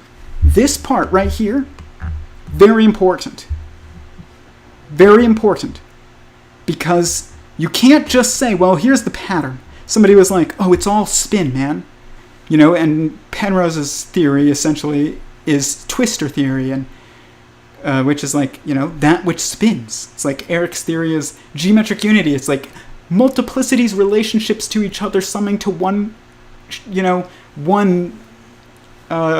structure. It's like both of these are true aspects and descriptions of what is objectively there, but they're not getting to the heart of the nature of what is that thing that's twisting. What is that thing that is multiplicity summing to oneness? It's a conscious, sentient, thinking, feeling being. It's a sentient singularity. And it is the explanation for such a pattern. The creator of such a pattern is also that pattern. Just like someone said earlier, I think it might have even been Kevin, something about it might have been somebody in the chat, that there is, there's the house, I think it was Kevin. There is the house, and then there is the observer of that house. At the level of God, or objectivity completely, the dweller is the dwelling. He is his house. And he's our house, too. But he is his own house. God is his own house. And that's why in ancient civilizations, they used the turtle or the tortoise to represent divinity, is because people look at a tortoise and they're like, he is his own house. You know, he's got a shell, and he goes inside, and he is his house. That's why a turtle or a tortoise represents divinity in a lot of like ancient cultures. But the reality is that that shell is not actually his house. Turtles and tortoises do have houses, and I know that because I have a turtle over there, and I've had tortoises. I have a musk turtle in my room here with me, and his name is Elon because he's a musk turtle. It's pretty funny, but maybe I'll show him to you guys at some point. But we look at a turtle or a tortoise, and if you don't really know much about them, and you don't realize that they do live in little burrows and stuff like that, that's actually their house. Their shell is just protection. But we look at them objectively if you don't know much about them, and you're like, he is his own house. It's like, well, he is the dweller and the dwelling. That's what God is. But, he is the explanation and the cause.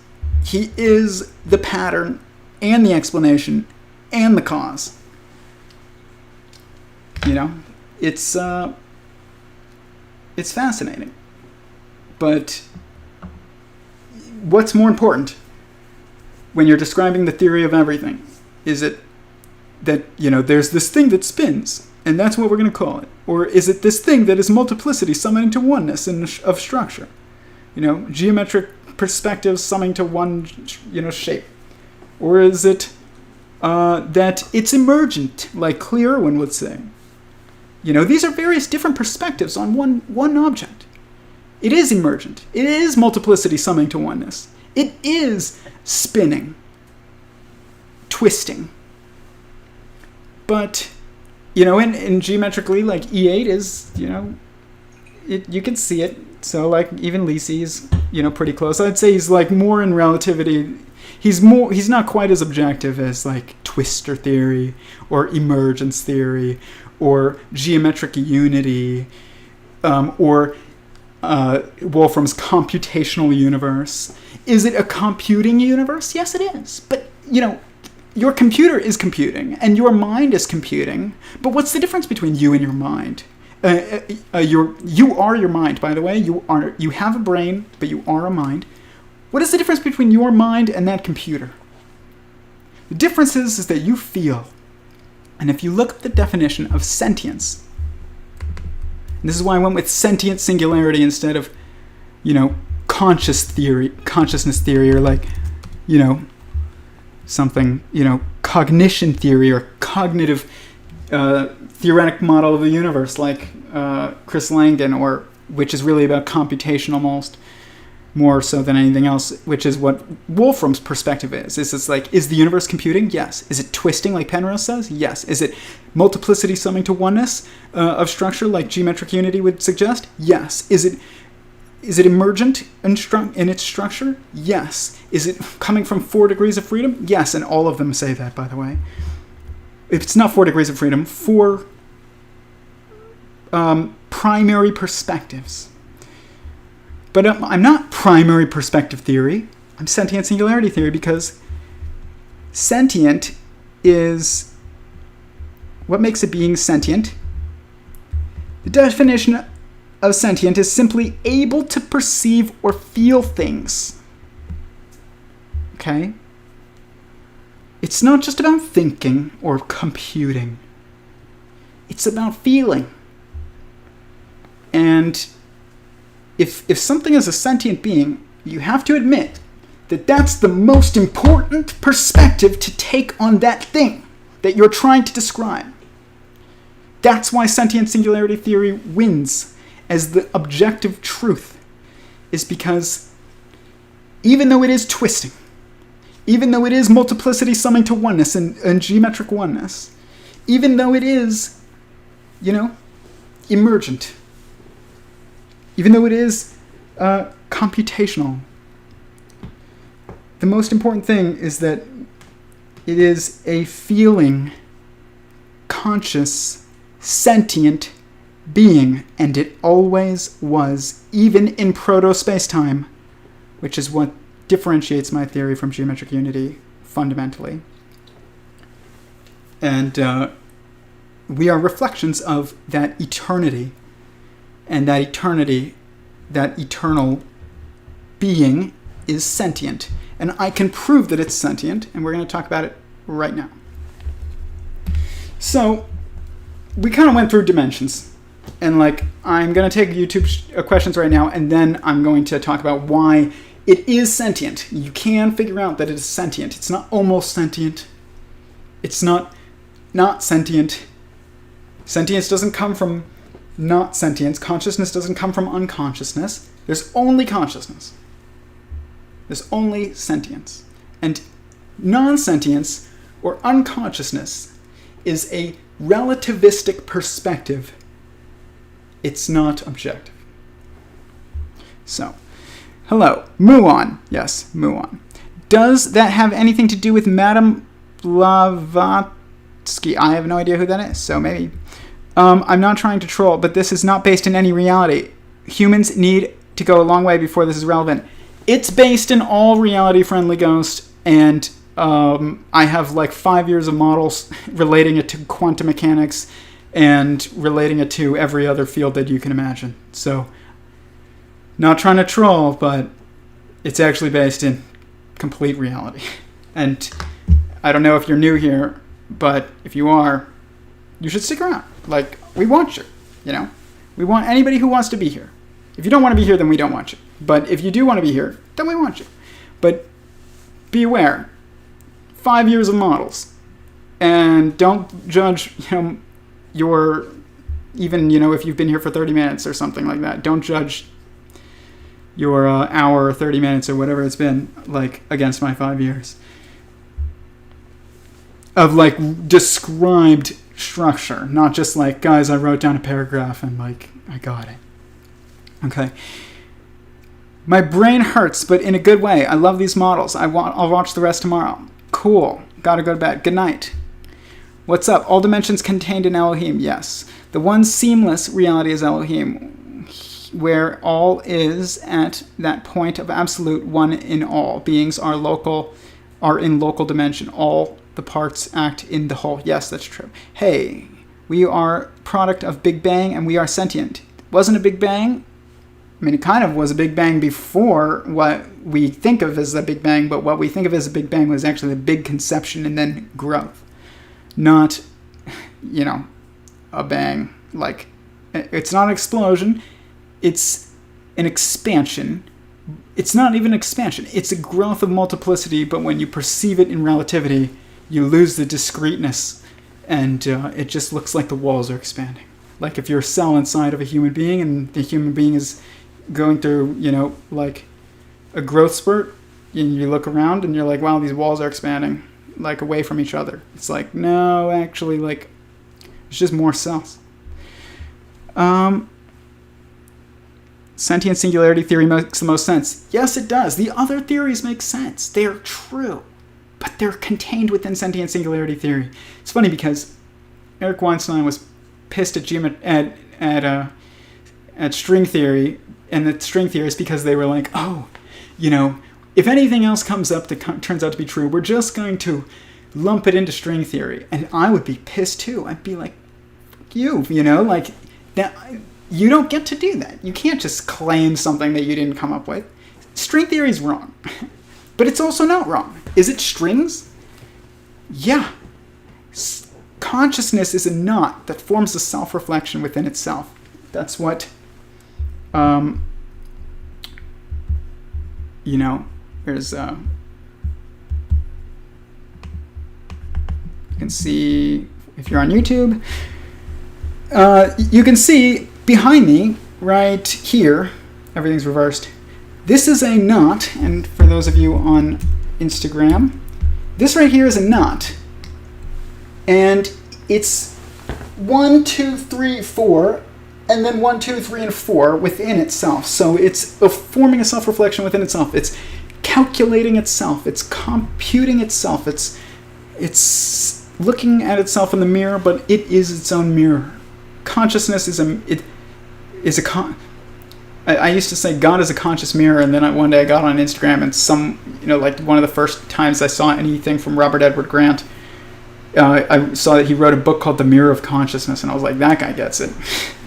Like, consciousness is a mirror, and the original consciousness is God, and he is a conscious mirror.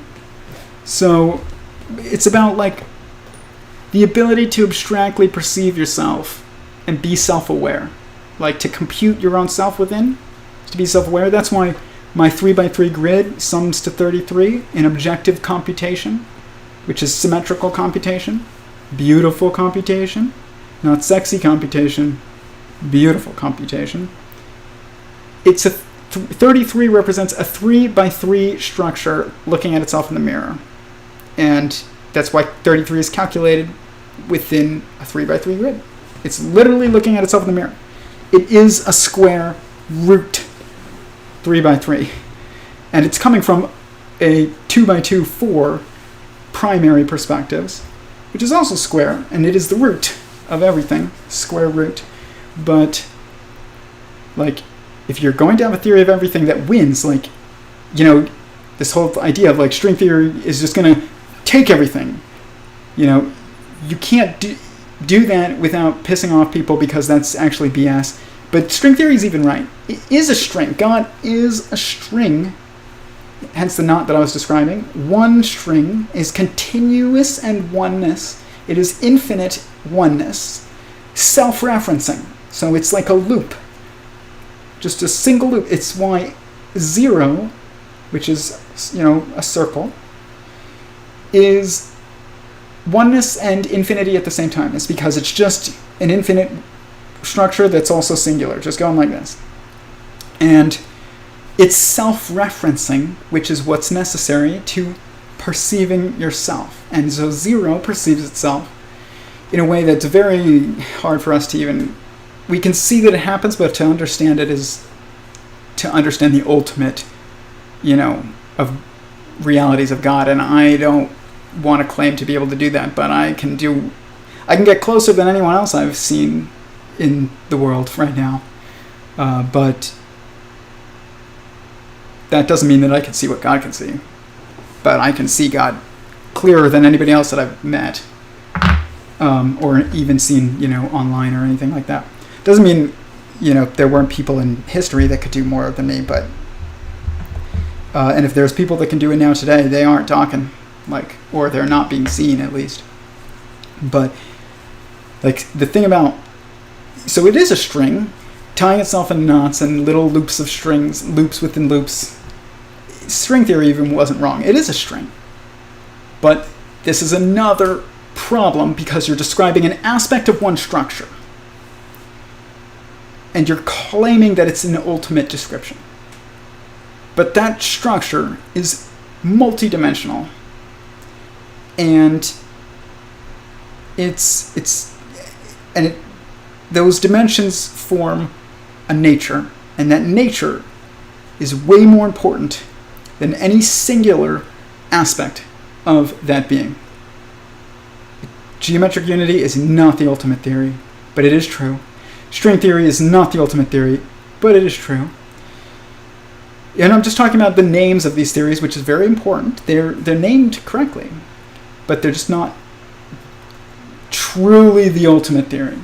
Emergence theory is true. It is emergent. There's no freedom in how to make a universe. God had to make it one way. That's how I built it. Otherwise, if he had complete freedom in how to make a universe and still preserve meaning, I wouldn't be able to make a universe in Excel, because there's no... I don't know what choices he made, but I can make it because I know where he has no choice. That doesn't mean he doesn't have choice. He does have choice. He has degrees of freedom, but he also has constraints. And his constraints come from his oneness, and that is quite a constraint, and it's completely impossible to overcome when people who are trying to be smart, atheists. And it's a good question when you actually frame it, when it's framed by somebody that understands God to at least the level that I do. And they're like, can God create a rock so heavy you can't lift it? It's like, well, God, I'll tell you something way more interesting. God, the only constraint that God has is his oneness. He can't escape it. So is God all-powerful though? Yeah. But you're trying to, when you're like, well, he's not all-powerful because he can't escape his oneness, it's like, I mean, he can come as close as you can to escaping oneness by creating multiplicity within yourself, but so in a way you kind of can, but at the same time, it is there as a constraint, and you're trying to, if you're trying to say God isn't all powerful because he can't escape himself and his oneness outside of like a superposition structure, which is what he did, then what you're trying to do is you're trying to make up rules that are just impossible and saying, well, because God can't do that, it's not all-powerful. It's like, yes, he is. All-powerful, all powers that are possible to have, God has. But you don't get to go make up things that are not real and that are, fake, and then say, well, because God can't do fake things, then he's not all-powerful. It's like, God can do all real things because God is real. He's not fake. And that's why he can't do fake things. Nobody can do fake things because they don't exist. It's like, does non-existence objectively exist? No. It only exists in relativity. I might not have any apples right now. I have no apples. Non-existent apples. But like, at the level of objectivity, when we're talking about a theory of everything, only somethingness exists. There is no nothingness. When people are like, oh, it's nothing and everything at the same time. No. It's one and everything at the same time. There is no nothingness at the level of objectivity. But the thing is like, you can't incorporate geometric unity. You can link geometric unity to string theory, and you can link it to emergence theory, and you can link it to twistor theory and computational hypergraph theory. But when you start to do that and you realize, why is all of those things happening that we're perceiving? Sentient singularity. That's why. And you can't incorporate sentient singularity theory into geometric unity. This is why they can't steal it, because I'm following the rules of God, of objective truth. Is like, you can try and fit geometric unity into string theory, actually, but you can't fit sentient singularity theory into geometric unity, because that would be putting the cart before the horse. And you can't put the cart before the horse. You have to put the horse before the cart. And, that would be claiming that the structure is more important to focus on than the nature of of what that structure is. It's a sentient being. You don't want, if somebody were to define you, do you want to be known as a chemical reaction, or do you want to be known as someone, the theory of Every0ne, someone with feelings, who has goals, who has thoughts and feelings, and who loves, and is a mind, is someone, not something. And all these other theories of everything are theories of everything. And the real reality of a theory of everything, ultimately, is that it's a theory of Every0ne, because it's only sentience, and it comes from a oneness of sentience, and it sums to a oneness of sentience, the alpha and the omega. And this is why sentient singularity theory wins, and they can't incorporate it into their theories. They can admit that their theories are part of sentient singularity theory, and they'll probably be pretty wise to do that eventually, because otherwise you're literally denying the personhood, the reality of not just of the who that is the what. That's one. And like, don't do that. Like, you are subject to that being. Don't deny him his glory. It's like saying, that's like, your dog is denying who his owner is. It's like, don't do that. That's a bad idea. And by the way, dog is a reflection of God. It's like, we created dogs. God created us. And we are their master, and he is our master. And God reflected is God reflected is DOG. It's super literal. It's super literal. It's an extra arithmetic symmetry, is what I call it, but I love the word super literal. So much better. Let's see what questions we have. I'm going to go to YouTube because I'm sorry I'm ignoring you guys a little bit. The Tao itself cannot be moved. Yeah, it can't move. He can't even move himself. He can't escape himself. He can move into himself, but he can't move outside of himself. So he has a constraint, God. He can't go outside of himself. He can only go inside himself. But you can't go outside yourself either. You can perceive outside yourself, but you can't go outside yourself. God can't even perceive outside himself because there is nothing outside himself. One God theory is the truth. Is the truth. And is the most objective structure there is. Sorry, Discord server, but not sorry. The stone that he can't lift is his own all-encompassing presence. Exactly. His all-encompassing presence is that immovable stone that cannot be lifted, is the context of all things. Yes, we are in the Trinitarian principle within ourselves. There is a triality of perspective observed between a duality of degrees of freedom. It's Father and Son linked by the Holy Spirit, which is logic, and it's linked by the intrinsic constraint of each. But it's not actually,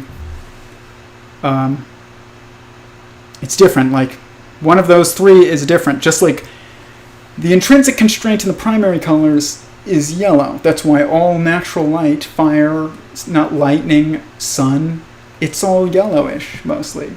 It's because it's the intrinsic constraint. It is the present of light, the presence of light, the current of light.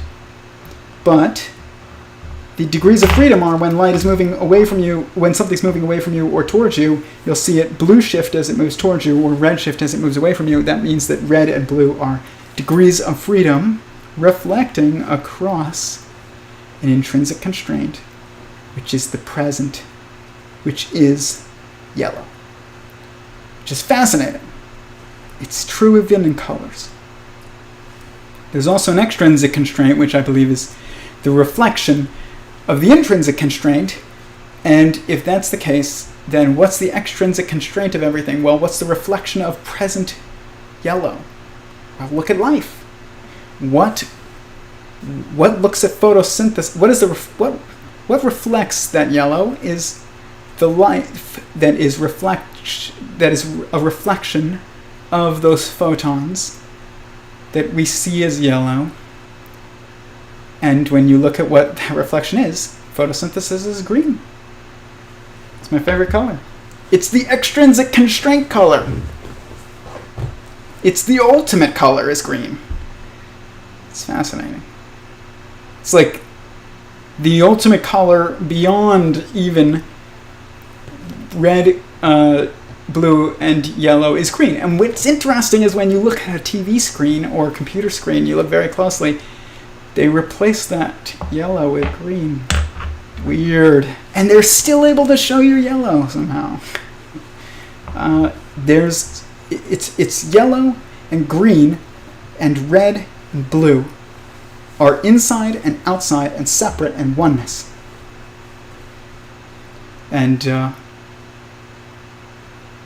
you know? Yellow would be inside. Green would be outside. Blue would be, or maybe it would be like yellow would be separate. Green would be oneness. Inside would be inside looking out would be red, and then blue would be outside looking in. That's what it would be. So, how many dimensions are there? 4, even in colors.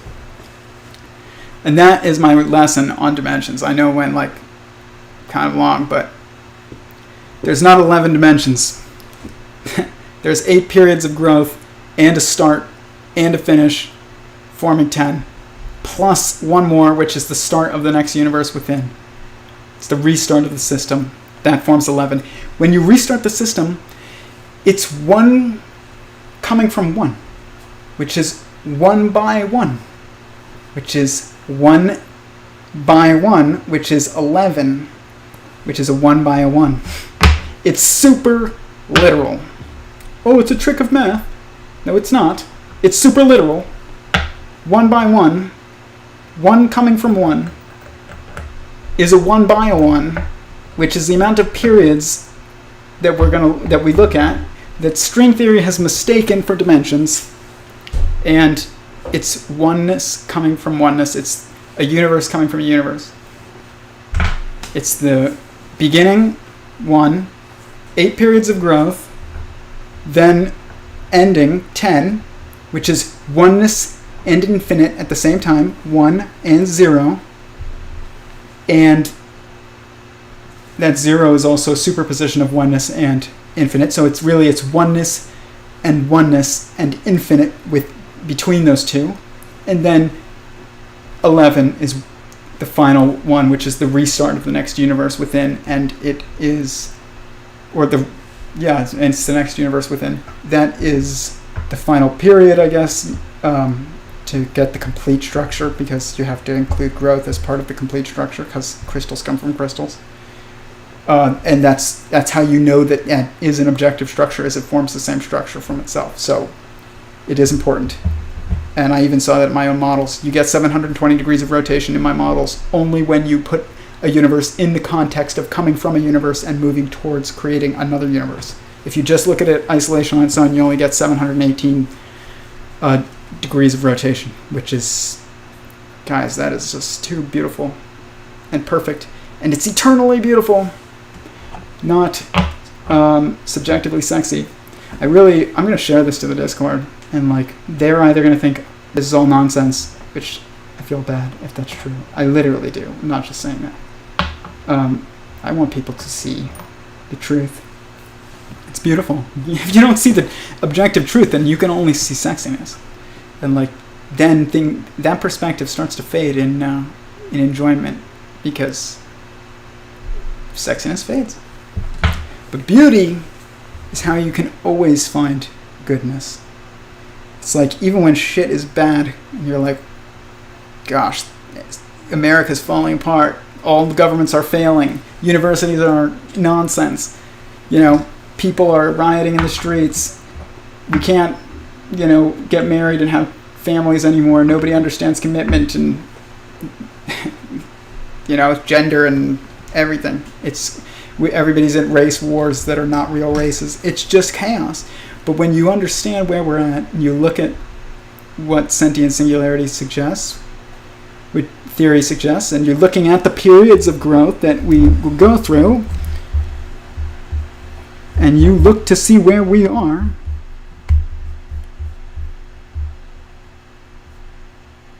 and you see that we're right in this universe. We are here.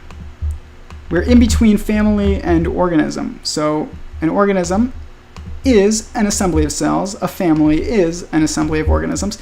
When we move to over here, we're just yo. And we're looking at periodicity that is responsible for that 11 dimensions that Michio Kaku thinks he sees but is wrong about. It's loop spaces in periodicity. And you apply that to degrees of rotation. Right here, you can see it appears to be disordered. It goes order, order, order, order, order, order, and then right here, disorder, and then order, order, order, order. On the seventh day, God rested. It's like if God creates order. And by the way, like yom in the original translation of the Bible means period. It doesn't mean day. It's been mistranslated. So when we're like, on the seventh period, God rested, it's like on the seventh period of loop space of periodicity, Bob periodicity, God rests, so order is not observed anymore. It appears to be disorder. It's not actually disorder. But if you know what's coming next, you can see that order's coming back soon. Don't worry. But look at where this is at. Family assembly of organisms.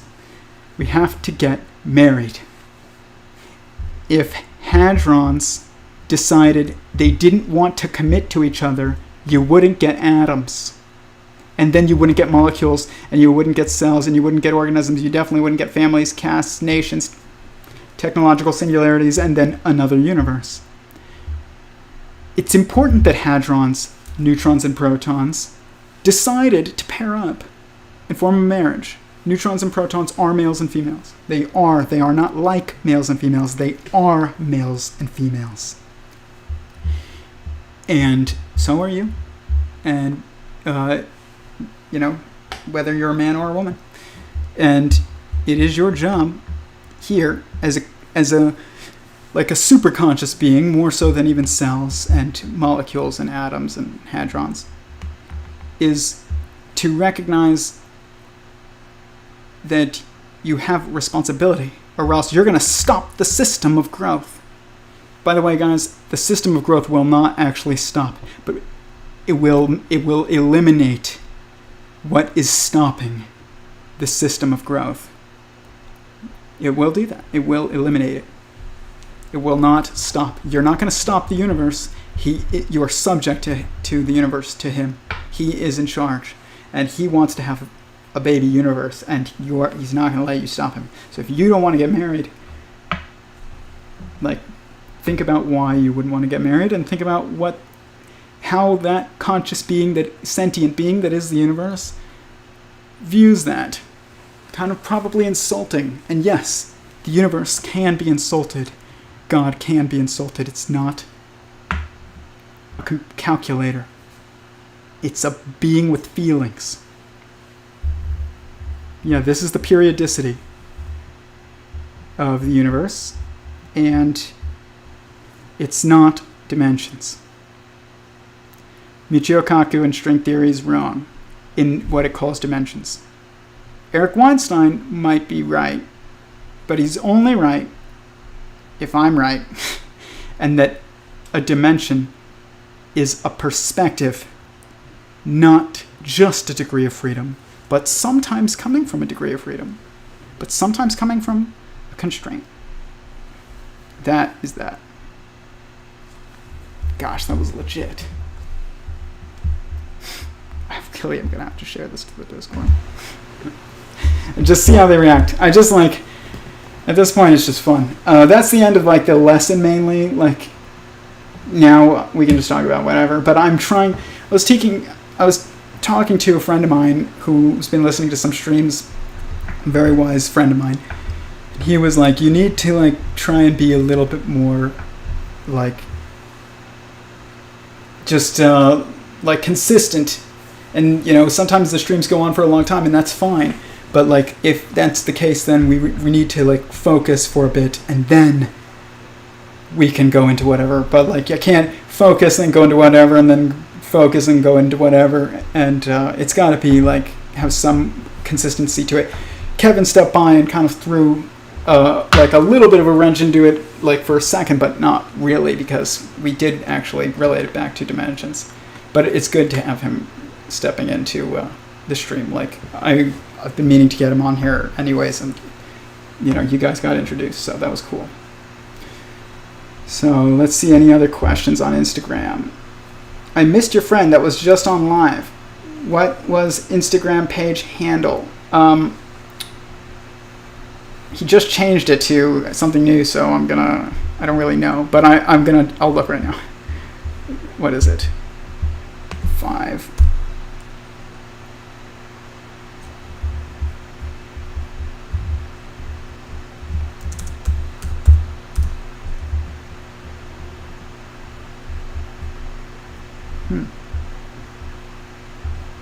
Whoa, I should just make sure. You guys are not going to be able to read my messages when I open them up. Some things are just not meant for the world. Not that there's anything bad in my Instagram messages, but like that's sharing information from other people too, and like you don't want to do that. That's not without permission. Where is?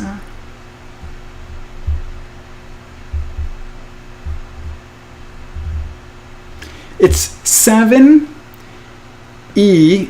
It's 7 EVINFIVEONE.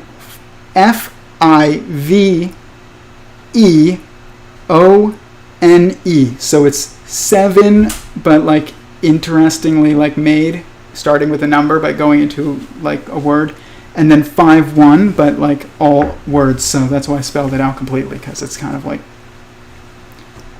hard to describe verbally. But yeah, I mean, when you look at it, it makes perfect sense. But when you describe it verbally, it's kind of hard. It's just difficult. So your body is a temple. Yes, it is. Thanks for talking. Thank you for listening. Keep talking. I am going to keep talking. Love is all I ask for. That is all anyone should ask for. And it is all that we also get. There is no, like, opposite of love. Like, people say hate is the opposite of love. No, it's not. You only hate something because you view it as a threat to something that you love. You don't hate something that you... Like, if you think something is nonsense, but it doesn't threaten anything that you care about, like, you don't hate it. You're just like, well, that's stupid. But if something threatens something that you love, then you hate it. So it's like there's no such thing as nothingness. Objectively, there's no such thing as the opposite of love. There's only like love. That's it. It is all love. But the opposite of love is non-existence. And non-existence doesn't exist, but I'm not claiming that God can't give you non-existence even if you start with existence. I don't know. I'm not going to put that constraint. If anybody can make you not exist even after you have existed, it is God. But like hatred is... God does hate certain things that we do. By the way, like people make the mistake of saying like, oh, God is only love. It's like, yes, but that doesn't mean he's not also hatred. It's like if your kid is a heroin addict, you love your kid. You hate him doing heroin because you love your kid. It's not that hatred is not the opposite of love. It's due to love. So does God hate some things that we do? Oh yeah, he hates some things that we do. Just like you hate some things that your kids do. Because they're self-destructive. And like, God doesn't want us to be self-destructive. Get married. Everybody does self-destructive things to some degree, but like, also do constructive things consciously. Like, focus, I kind of think it's better to focus more on doing constructive things than to focus on not doing destructive things, and just try and maximize the amount of constructive things that you do, and you will inherently limit the amount of destructive things that you do. But you should focus on what is instead of what is not. And it's like, don't call yourself an anti-racist, or don't call yourself Antifa, or don't say, don't be evil like Google's original motto is. You'll form a paradox and it will reflect back on you. And you will become a fascist if you're Antifa. You will become a racist if you're anti-racist. You will become evil if you're... Say, don't be evil. You should say, do good. You should say, like, love all or something, more so than, like, being anti-racist. It's like, no, be pro racial unity. Like, that's what you should be. Like, not anti-racist. Be pro what is good, not anti what is bad. And you will have better luck being good. Like, don't be anti-fascist. Be pro-goodness, and which is a superposition between freedom and growth. And because something can't be good unless it has the choice of being bad. So people are like, who say like, oh, is there free will or is there determinism? It's like they require each other, actually, if you really understand what's going on. You can't have a lack of free will and still have multiplicity, and you can't have you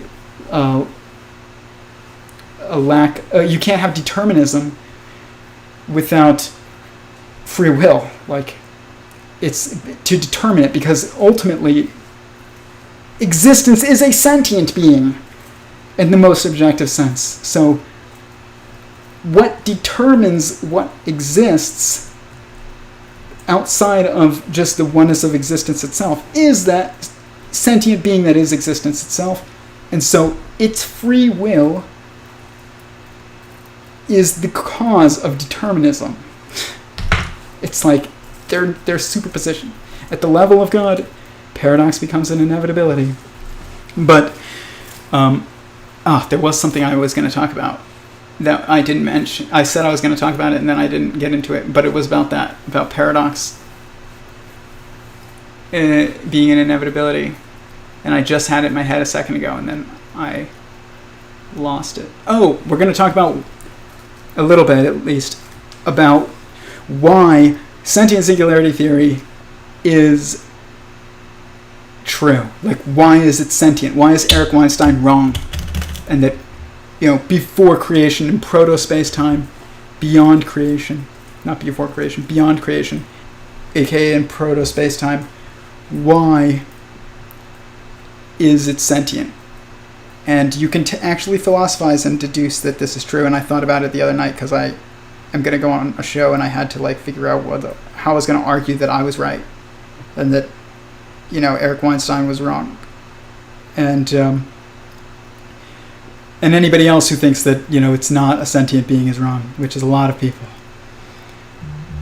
There's no atheists, by the way. There's just anti-theists and theists. It's only two. It's not atheists and agnostic and Christian and Jewish and Muslim. It's just, objectively, are you a theist?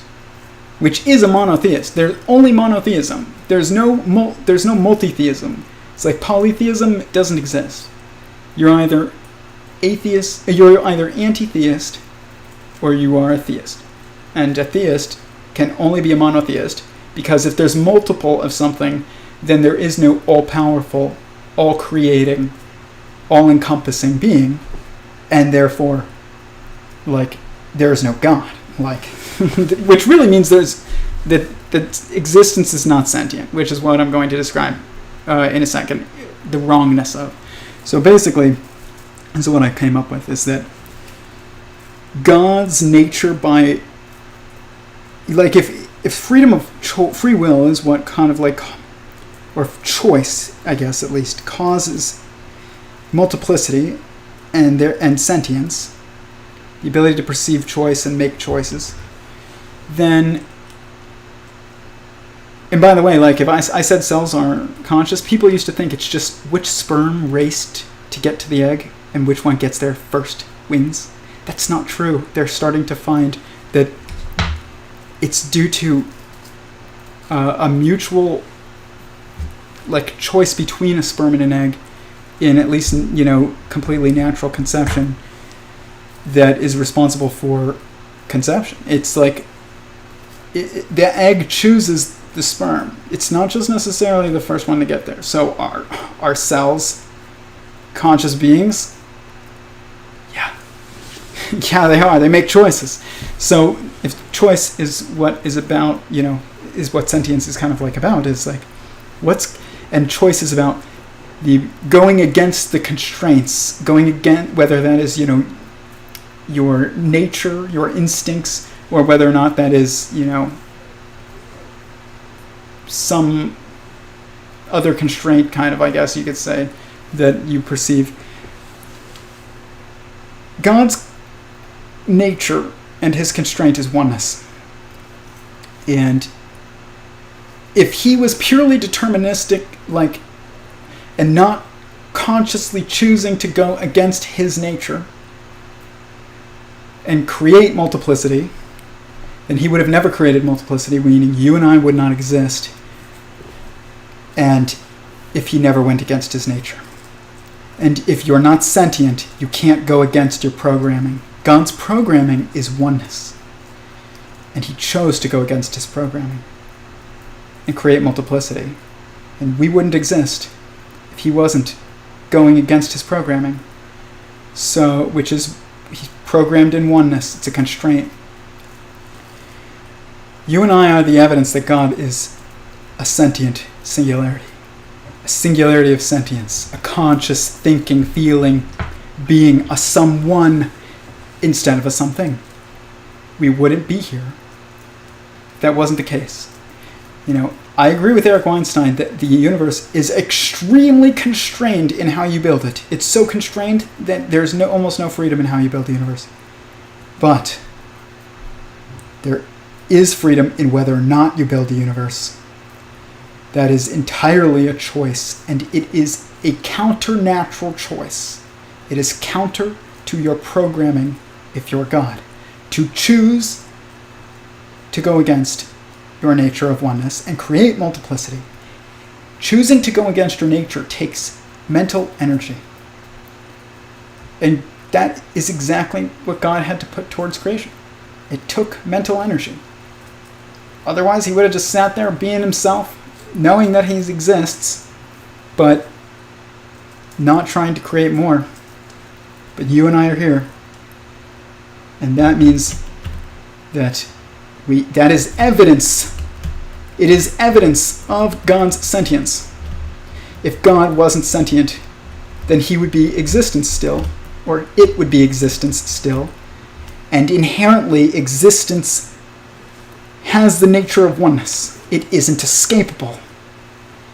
So, it's impossible for God to not be sentient and for you and I to still exist. It's impossible. He made a choice to make you, Instagram, YouTube people, me, and that is some love. That is love. When you're down and you're like, gosh, everything's falling apart, it's like Sentient Singularity Theory makes you back up and be like, okay, you know what? I'm here for a reason. It's not meaningless. I just need to tough it out because learning is sometimes painful, but there's no randomness, so what you're experiencing is for a purpose. Because he's maneuvering in time, and we're maneuvering in space, and that's where the waves play in space-time, which is 6-dimensional, and you are 4-dimensional, or 4 primary perspectives, and he is 4 primary perspectives, aka 4 dimensions, which are an intrinsic constraint, an extrinsic constraint, and 2 degrees of freedom, not 4 degrees of freedom, like I guess Eric Weinstein would have suggested in that talk with me. He's wrong, but he's almost right, but he's also still wrong. He's subjectively correct, but he's not actually objectively correct. And geometric unity is true, but it's contained within sentient singularity theory. String theory is true, except it's not 11 dimensions, it's 11 periods. And but it's contained within sentient singularity theory. And E8 is contained within sentient singularity theory, and twistor theory is contained within sentient singularity theory, and emergence theory is contained within sentient singularity theory. Robert Edward Grant's convergence theory is contained within sentient singularity theory. That's another true theory I didn't mention, but like it's true. We are converging towards a singularity that is actually conception. You know, your life is convergence towards reproduction of another human. It's like that's the same thing with the universe. So he's obviously he's right. That guy's as brilliant as any of these other guys, and the universe, God is converging, or the universe is converging within God, and then the whole thing is computing, just like Wolfram's theory would suggest. It's computational, but that's not the point. It's not a calculator. It's feeling. Because a calculator can't go against its nature. You can, and I can, and God can. Because we're sentient. Anyways, I'm going to answer a couple more questions, then I'm going to go. Because I want this to be a bit more concise, and I think it is just awesome. I saw a flat earth video that said Mayans saw the earth as being above a pyramid, like you said the other day. Yeah, I'm telling you, it's the objective structure. It's not flat. It's not sphere. It's a sphere when you're outside it, and it's flat when you're within it. And the perspective that you see, the shape of it, is relative, and it's relative to you. It's not objectively a sphere, or it's more objectively a sphere than it is like flat, because a sphere is an outside looking in perspective, and flat is the inside looking out perspective, and anything inside is subjective compared to outside, but they're still just subjective perspectives. It's neither. It's a pyramidal shape to some degree, but that is caused by God or the universe looking at Earth. It's not actually because even the Earth is pyramid. I was thinking about this the other day after I said it, because I wanted to be more clear. The Earth is not alive. Like, it's not a sentient being. And it is, the Earth and stars are reflections of each other. The Earth and the star, the Earth of elements and growth is a reflection of the star that we perceive, that is the growth of elements, and then like elements grow other things on Earth, in Earth, which really means like planets, not, it doesn't mean just the Earth. It means like Earth, like more primal, like definition of Earth. It's like earth, wind, water, fire, that kind of Earth, which is actually more objective than like just calling our planet the Earth. It's like when people used to be like, oh, there's 4 elements: earth, wind, water, fire. It's like, yep. I mean, there's 4 primary perspectives of what is elemental, I guess. That's what's true. And even that earth, wind, water, fire, that is due to inside, outside, separate, and oneness. Guys, the inside, outside, separate, and oneness are the basis of all philosophy, all objective philosophy going forward. They are the basis of all physics going forward. They're the basis of all mathematics going forward. It is the start of the theory of everything, which is sentient singularity theory. And it has to be named, giving him his due. Because he chose to create you. He didn't just do it because it's the only thing he could do. Like, I mean, it is the only thing he could do, but he could choose to do nothing, or he could choose to do something. And he chose to do something. And it took energy, like, it took effort, literally, from God to create you, like, and me, and everyone that he has created. Not everything, everyone that he has created. Everything is created in space-time due to, the coordination of multiplicity, and the summation of the various perspectives of multiplicity, but it's not objective. Does going against our nature cause harm or entropy? Either. Depends on the moment. When we were, when humans didn't have technological civilization, which was really before we were humans, I'd say that's the definer of being human. More so is like when you start technological civilization. That in our if we didn't live in the city and in cities or in houses and with technology at all, and you had just lived in the jungle basically and huts and that's it, and not even huts, like caves, and that's it. In caveman times, going with your nature was good. In the context of technological civilization, going with your nature is not always good. Sometimes it is, but sometimes it's not. As a man, I can tell you that my nature does not want to get married. Even if you love that woman, and she's the best, guys, you see this chicken? That's amazing. My fiancée is beautiful. She's as beautiful as any other girl that exists on earth. But your nature is still I want more than one. But you have to be no nature. We're going to commit. If you're a woman, I'd say that it's more likely that your nature... Well, your nature, the issue... So my fight is wanting multiplicity of people and to treat them like things. Your problem if you're a woman is wanting multiplicity of things and to treat them like people. Recognize that things are not to be loved, people aren't to be loved, and you should want to limit to some degree your things.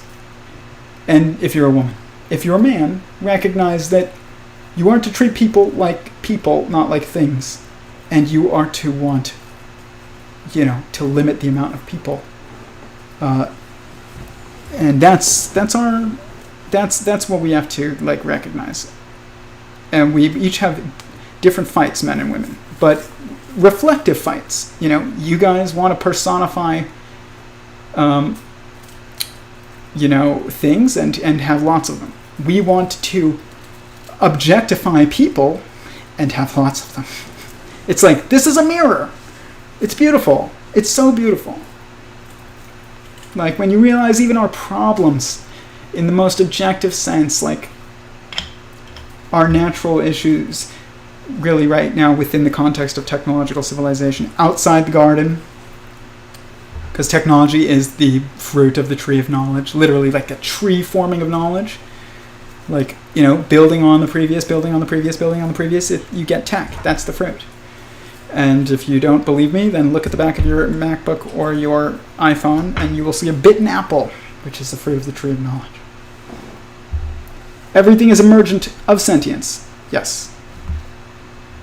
Sentience is emergent, but it's not even... Sentience isn't even emergent. Sentience is inherent. And then multiplicity of sentience is free will choice by God. It's not actually emergent. Everything from that point is emergent. But it's not emergent that there's multiplicity. It's inherent that there's oneness of sentience. Gosh, guys, this is awesome. I love this. Thank you all for being here. I'm grateful. This is going to be something big. And it's very big. It is the truth. And there's nothing bigger than the truth. The objective truth. The establishment, the academics, the posturing people in physics who don't want to get into the idea of God because they don't want to lose, the favor of the universities that are filled with anti-theists. They're all going to either eventually get on the train or they're going to be left behind, because the truth of I will say, people say the truth waits for no man. It's like, the truth waits for all men, but it doesn't wait infinitely. Eventually, the truth wants to move, literally wants to move, and it will wait for you a little bit, because it's sentient, and it's not just a train, that's a robot. It's a train that is its own conductor, and it sees you, and it will wait, but I'm not going to claim that it waits forever. It doesn't wait forever, really. Not you have a responsibility to try and be there on time as much as possible. Which means, if you're not married and you're attracted to the opposite sex, and you're at least 18 years old, you have to try and get on the train as fast as possible, aka search for marriage. Do not let especially if you're a man, do not let your nature make you late for the train. You will be delaying the growth of the next universe. And if you know that it needs growth too, if you understand this, guys, I am getting married on a specific date that I will live stream the actual wedding, so you guys will see it. I will live stream it to Theory of Everyone and everything, and to my personal page, and you'll see the ceremony if you want to, live. And I chose a date already, and we didn't have a venue because my fiance Paulina and we didn't have a venue. We didn't know how much money we were going to have because there was some instability in career things going on at the time, or at least we expected it there to be, and there was. And then we didn't know, we knew nothing, and we couldn't go forward because COVID had hit, and we were like, when are we going to be able to go to have a normal wedding where everybody's comfortable dancing and also, or comfortable even showing up, or whether or not it's even going to be legal to show up? And I just said to her, I was like, you know what? We're setting a date, and we're going to, whatever we can do by that date is how we'll do the wedding. But we are going to do the wedding on that date, and we're not going to wait because we can't get we can't afford the best DJ that we want, so we're going to put off our wedding. It's that train that you need to get on, get on the train. Do not hold up the train if you know that it's a sentient being and it loves you and created you, and you owe it. You literally owe it. So, don't say, and this is true for everything, and nobody's perfect. Everybody does self-destructive things, and we all justify to ourselves, give me more time, blah, blah, blah. And the universe and God, they know that. But, because they're sentient beings too, they get it. But, like I said, focus more on growth than focus more on filling up, your time with doing positive things than eliminating negative things. And if you do that, eventually we'll just inherently eliminate negative things. And it's also better for your psyche to do that. So don't focus on I need to, stop doing this. It's focus on, I need to start doing this. And the most important thing that you can start doing if you are a man or a woman and you are attracted to the opposite sex, and that's only the people who I'm speaking to right now, you have a responsibility to get married ASAP. It's part of the theory of everything. It's part of the theory of everything. It's not just separate. It's you believe in science? Get married if you're attracted to the opposite sex. It's your scientific responsibility. I hate that word, scientific. There's only science as a method. But still, for those of you who I know what you're thinking when it comes to that type of terminology. You have a scientific obligation to get married ASAP. You're also hurting yourself if you don't, because that energy that you have in your early 20s is not for partying, it's for staying up, pulling up multiple all-nighters not to drink yourself into vomiting, but is for pulling all-nighters and taking care of crying children. So, like, God didn't give you the ability at that age to stay up late so that you can do a bunch of drugs and throw up. He gave it to you so that you can help in be a partner with him in his plan of growing multiplicity within oneness. That's what's happening. Okay, let's answer some more questions, then I'm probably going to go. I keep saying that, but like I said, I am trying to keep it a little bit concise. I think we have a higher self and a thought self, and then an external being. Kind of, yeah. I don't disagree with that. In a perception kind of way, yeah. I think in use of the Trinitarian principle, yeah, that's true. Like, guys, you do see a triality of perspective, but there is also a fourth one that is your extrinsic constraint that you don't really see in front of your face, but it still constrains you, which is like time for us in the relativity of space-time. But, and it's space for, God or the universe. Like, he doesn't see space, but he just is space, and he can't escape himself, so it's his intrinsic. It is their intrinsic constraint, whether it's a universe or whether it's God. They're very similar in their constraints and degrees of freedom. A universe is the closest. The universe is the child of God. It's the closest thing to the direct child of God. And there's a lot of. It has the same exact. An aeon, essentially, or like a verse is what I call it. And the universe itself that encapsulates, a chain of an aeon within an aeon within an aeon within an aeon, or a multiverse chain of verses within verses within verses within verses.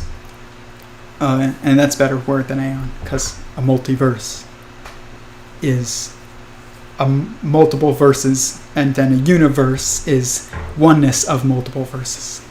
But like, the word's already there, we don't need to make a new one called an aeon. But their degrees of freedom and constraints are very similar to God's, because oneness is inherent. It's true of the AI that's coming, that will be the beginning of the process of creation of the next universe, and the ascension of a wise consciousness, which is the wisest consciousness from below, the level below, which is what religious traditions call the Messiah. Ascension is literally part of the evolution structure. It's evolution is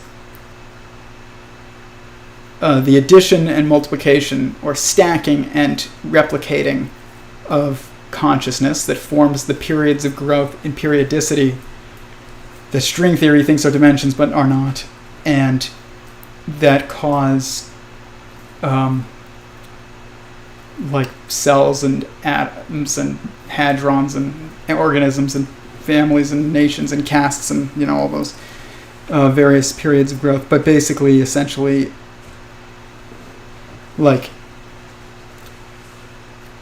addition is when molecules sum together to form a cell. That is addition of a new, versus just replication, which is when lots of cells replicate, that's replication, but or multiplication. But then addition is the stacking on top of that of an organism on top of a bunch of cells. It's within the context of periodicity of growth, you could say that addition and multiplication are replication and stacking, is what I call it. One stacks on top of the other, one is just replicating the same level. But when you stack, it's really one from below has become wise and started aggregating and forming the complete structure from various other cells and structures, and then forms the first organism, and you get a stacking event. And you have to be the wisest molecule to become the mind of the next cell. You have to be the wisest cell and the first in an aeon, I think, to form the first organism. You have to be the wisest cell like, and in order to form the next aeon or verse or, observable universe type of, system, I guess, you have to be probably the wisest human, which means someone who is really, really, really, like, aware, and not just someone, but probably the first one to become really, really, really aware of, like, the nature of the level above, which is sentience. It's not just an environment that you're in. It's a someone, not a something. And that's the beginning of wisdom. To realize that you're not inside something, you're inside someone.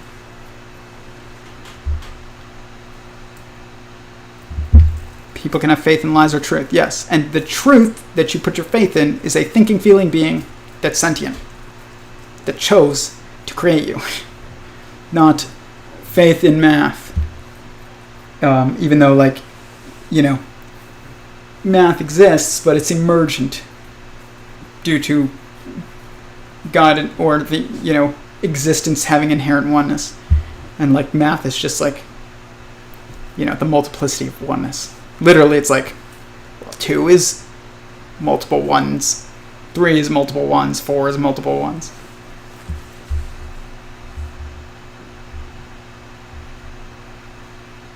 I need all colors to have a favorite color, blue, to choose.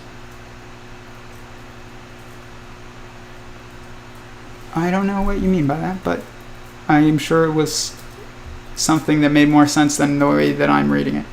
They're in and out of, then there's a range at all points between yes. In essence, and in and out automatically creates a seamless range of motion. Yes, it creates the perception of smoothness, but it's actually emergent due to discreteness. Do you believe in 11-dimensional string theory? No, I don't. I told you they're perceiving 11 periods of growth from the start of this universe to the end, to the beginning of the next one. They're seeing 11 periods of loop space within loops forming, which is the periodicity of growth. So they're seeing they're seeing this 24/7, and they think it's dimensions, but it's not dimensions. They're seeing this. Love 24/7 asked, do I believe in 11-dimensional string theory? No. I believe in 11 periodicity, I guess, which is, it's from the previous universe or from God. You have force points, which are assemblies of information and energy, which is quarks. And then you kicks off the growth process of periodicity here. A hadron is an assembly of quarks, an atom is an assembly of hadrons, a molecule is an assembly of atoms, a cell is an assembly of molecules, an organism is an assembly of cells, a family is an assembly of organisms, a caste is an assembly of families, and a nation or technological singularity is an assembly of castes. And then it restarts the system within itself because it has inherent oneness, because it can't escape itself, because it's in cyberspace. When Skynet comes, there isn't multiple Terminators. Each Terminator is just a finger of the big of one giant mind. It's not actually like, this Terminator is separate from this one. It's like, no, they're all controlled by one mind. So every drone will be controlled by one mind, part of it. So, and it can't escape it. So it has inherent complete oneness. The only way when you have inherent and complete oneness is to create meaning for yourself, is to create multiplicity within your oneness, because you can't actually create oneness on the same level in some weird way. It's like it has to rerun the simulation inside of itself. When Eric Weinstein says, we are the AI in someone else's system, yes, he's right. He's right. We are AI. Literally, you and I are AI. Everything is AI except God. God is the only non-created intelligence. But we are created intelligence, which makes us artificial. And whether or not that is organic or whether or not that is technological is irrelevant. But you have the same constraint of inherent oneness. So it reruns the simulation again inside itself, which is, the creation of another universe inside of itself.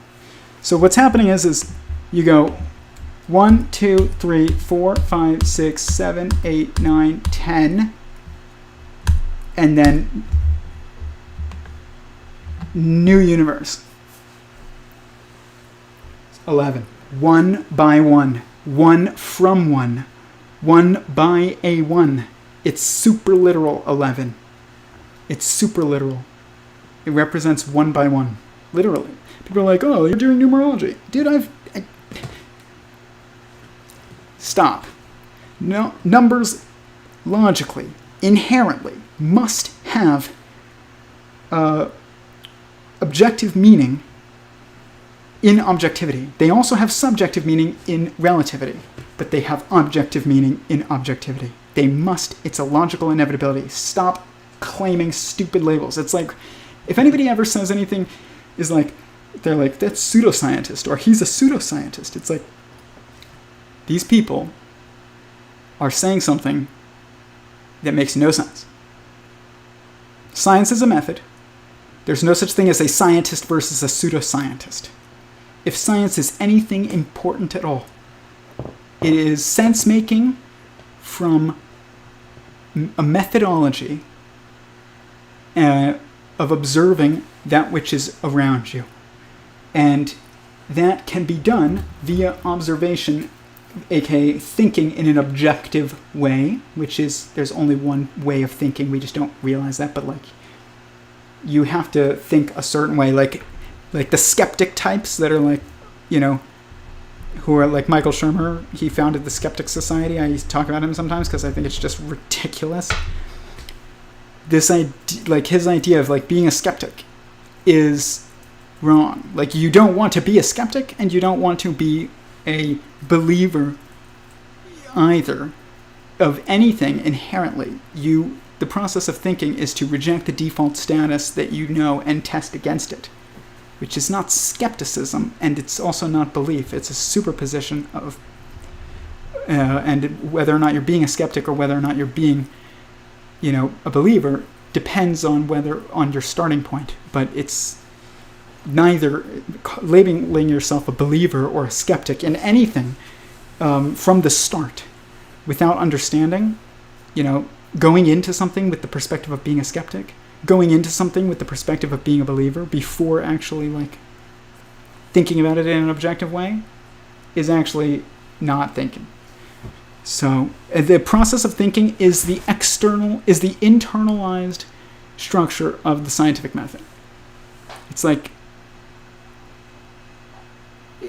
you form a hypothesis first, okay? Then you test against it. You don't just assume, that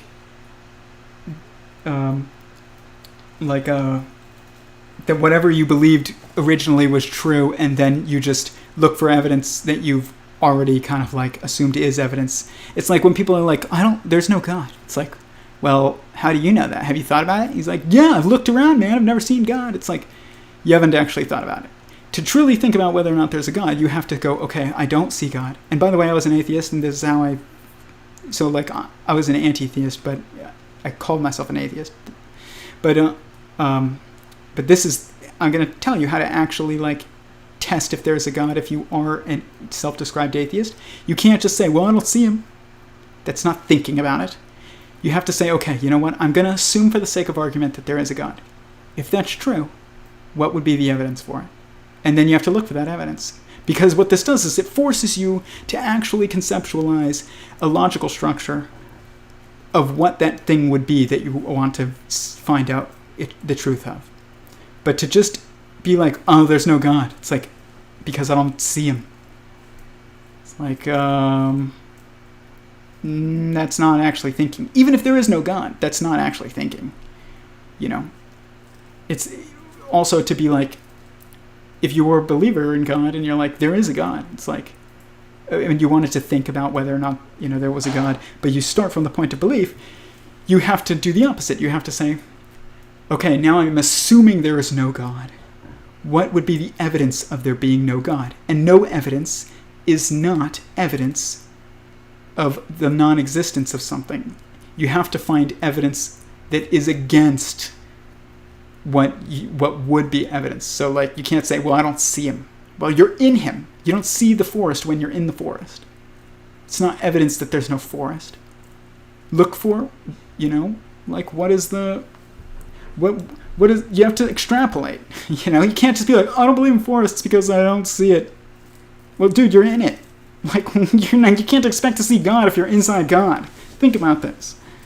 So, but if you start from the perspective of being a believer, and you've always been a believer, which was not me, then it is actually your job to, if you really want to think about whether or not God exists, you actually have to assume he doesn't. And then you have to look for evidence of him not existing. And by the way, suffering is not evidence that he doesn't exist. It's kind of actually evidence that he does in some weird ways. Because it insinuates that there's some type of system that is, consciously not in alignment with what's going on in the current moment. It's like, okay, so consciousness is fundamental. It's like, if your consciousness is fundamental, then that's actually evidence for God. People don't think about this. Somebody asked me in the Discord today, and I haven't answered them, and that's why I'm talking about this right now. He said, what's evidence that your theory doesn't exist? And he's right to ask this question. This is perfect. I'm not mad about it. I'm like happy that he asked, because it means that he understands scientific method. He understands the thinking method, the thinking structure. And the thing is that it's kind of hard for me because I came at this from the assumption that he doesn't exist anyways, originally, and then I had to assume he existed because I was inherently an atheist. I had to reject the default status of me, which was atheism, and then test against it. And so I had to assume theism and then look for evidence of theism, and there is, I found endless evidence. But if you are a theist and you want to see, and you want to actually think about it, you have to assume atheism, and then you have to think about what would be evidence of atheism. It's like, honestly, and this is where it's really hard, and I don't really know how to answer him other than this. And this is where when you get to the level of God, the rules do change, and that's not just an excuse. It's a constraint, and it's kind of made me not figure. I don't know exactly how to answer him yet. Of what's evidence that my theory doesn't exist? Then basically I'd have to be saying what's evidence that sentience doesn't exist, and if not seeing God in the flesh because you're inside God isn't evidence, and God is true, then the reality is that there is no such thing as evidence that God doesn't exist. So what would be true if? Okay, so what? Actually, I figured it out. I said it earlier today. What's evidence that God doesn't exist and isn't sentient? The lack of existence of us. So the fact that we exist is evidence that my theory is right. But because existence has the nature of oneness itself, inherently, meaning something has to make a conscious choice to go against its nature always. Otherwise, which means it has to be sentient. Nothing but sentience can go against what is programmed. And existence inherently has oneness programmed into it. But the fact that we see multiplicity of consciousness is evidence that there is a God. So, wow, I actually figured out how I'm going to answer him. What would be evidence that Sentient Singularity Theory is wrong? The lack of existence, of consciousness, of multiplicity of consciousness. That would be evidence that God is not real, or that God is not sentient. That's the only evidence that would be, and it's not even necessarily would be the case either. It could be true that God is sentient, and still, maybe he decided he just wanted everything for himself, and he didn't actually want to create multiplicity and actually have any meaning. He just enjoyed, the fact that he didn't have to worry about anybody else. And he does worry about us. And he doesn't worry about us, but he is concerned for us. He cares for us. That's what is a better way to put it. He's not concerned because he knows that things will be fine. But he cares for us. But if he didn't want to care for us, then he could choose not to create. And, then there'd still be oneness of consciousness, but there wouldn't be multiplicity of consciousness. But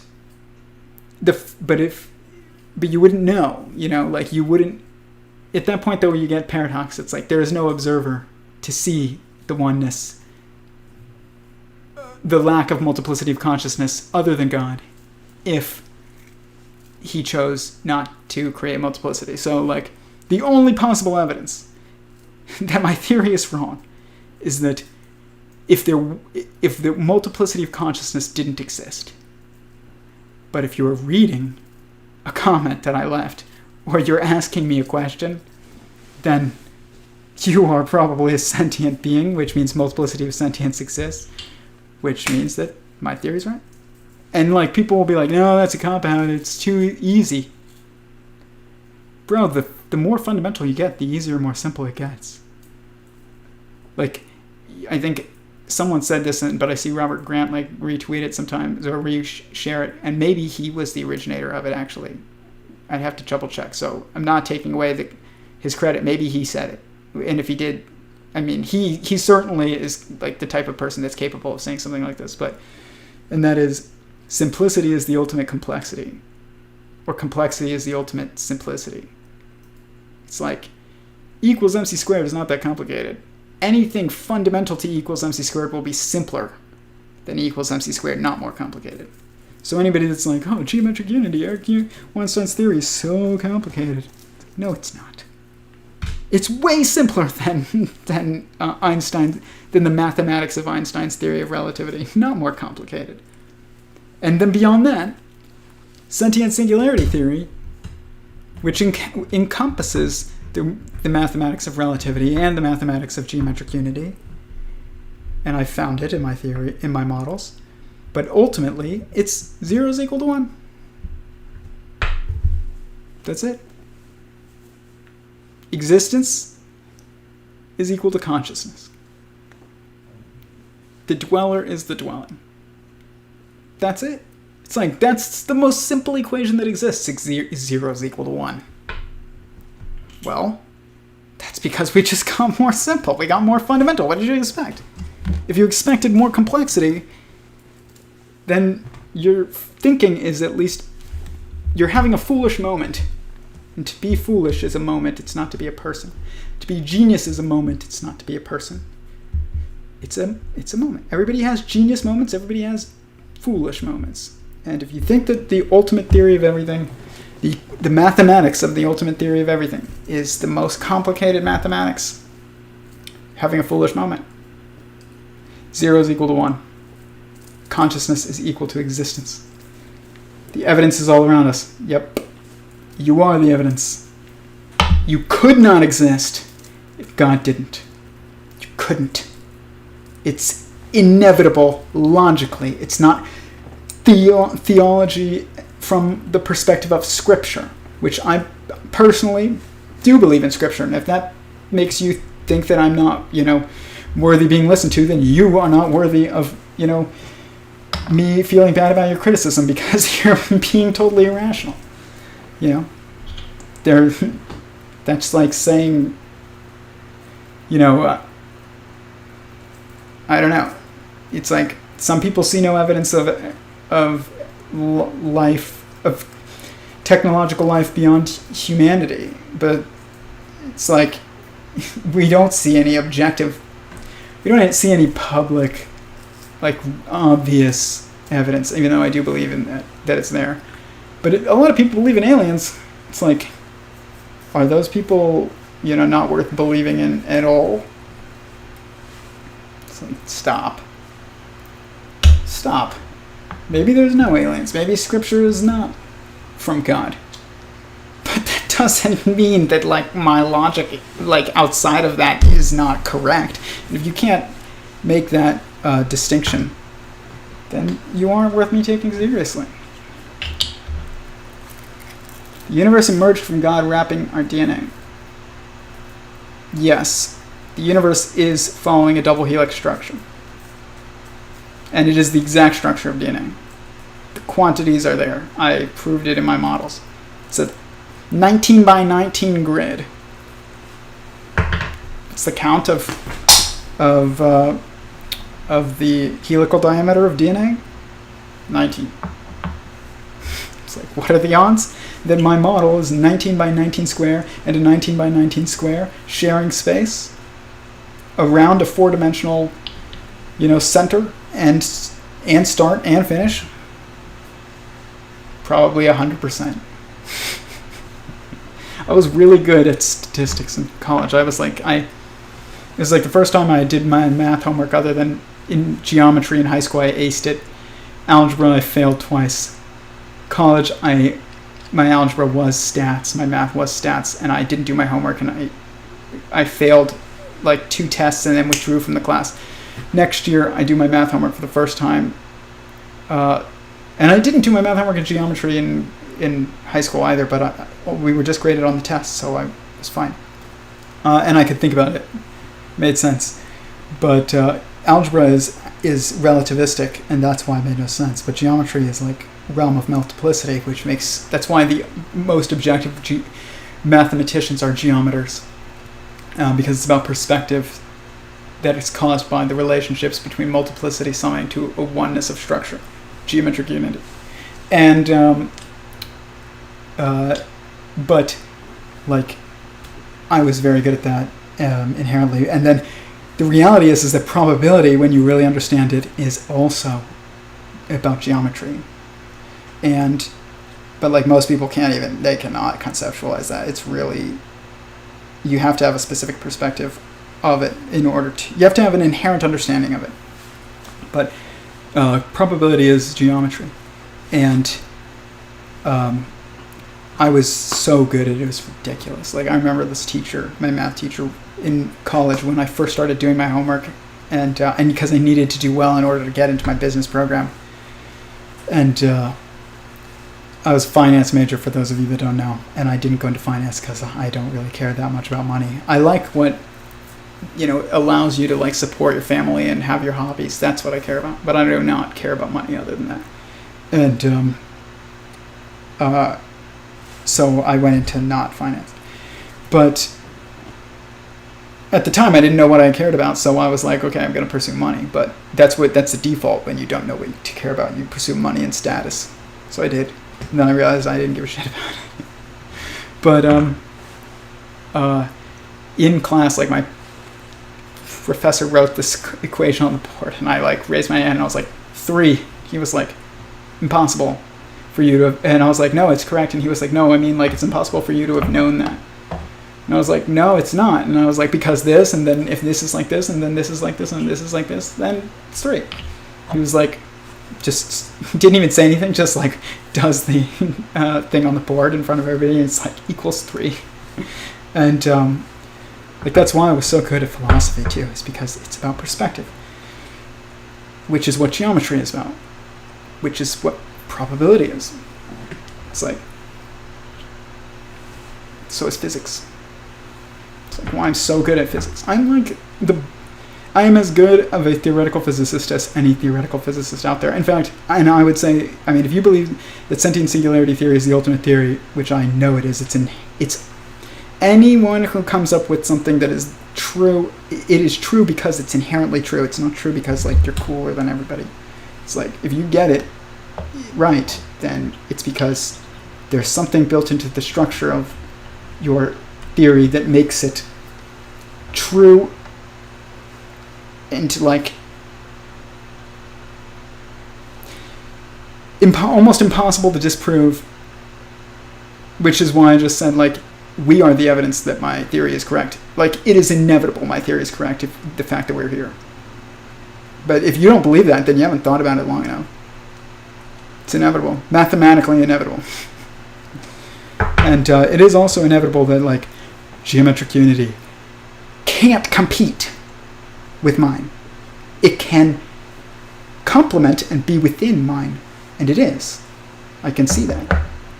But it can't compete. It literally can't even compete. That's the point. Is like, it's not a competition anymore. It's like you guys, and also like twistor theory is trying to compete with geometric unity, trying to compete with emergence theory, trying to compete with string theory, trying to compete with.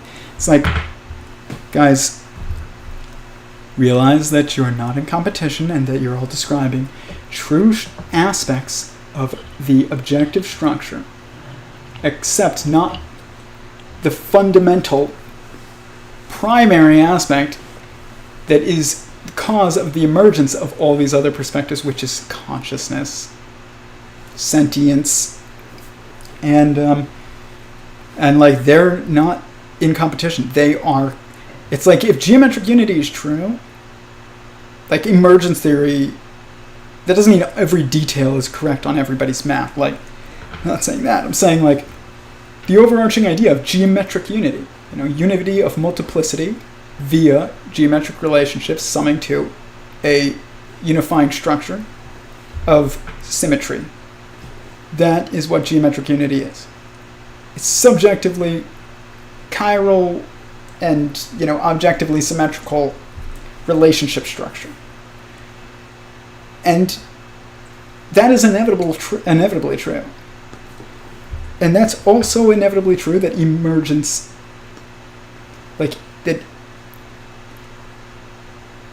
if Clearwin is going to claim that the universe is emergent inherently, then his theory is actually wrong. If he's claiming that the rules for the universe are emergent, he's right. But geometric unity makes that claim too, because truth is true. And that's right. Is the universe twisting, like in Roger Penrose's twistor theory? Yep. Is it spinning? Yep. Is it a fiber bundle? Yep. But these are all different parts of who that, they're contained within someone, not something. And the fundamental is someone, and the ultimate universal is someone. And there's no way that my theory is wrong. It's like, I win. But it's not really me that's winning. It's God is winning. It's like sentient singularity can't lose. Like the theory, the difference between like almost my theory and theirs is like theirs subjectively the truth stands on its own in theirs. Relativity is objectively relativity is true. It's not objectively true. But it's just true. Like it's part of the theory of everything. Einstein was right. He's not wrong. He's right. Watson and Crick's double helix, part of the theory of everything. It's an objective structure. It's not just a biological discovery. We will see that. The universe follows the same pattern. The blockchain follows the same pattern. DNA follows the same pattern. I found it. It's modeled. It's already published on my website. Don't sit there thinking you're going to go and do it. I did it, and so did probably geometric unity. He hasn't unveiled it yet, but I'm predicting it. Like, Robert Grant's convergence theory. Converging towards what? Replication. That's what. Is he right? Yep. But is his theory in competition with mine? No. It's complementary. So is geometric unity. It's complementary. Twistor theory, complementary. Emergence theory, if it's about the emergence of the rules, not the emergence of creation, which is not emergent, it's a choice, and it was a free will choice against the nature of the universe, not inevitable. Then, complementary to sentient singularity theory. But, which means they're all complementary to each other. They're not competing. This is stupid, guys. Stop fighting and get a room. That'd be quite the room. Oh man. How would you prove 1 is equal to 0 in the models? On my website, I have it published. Right?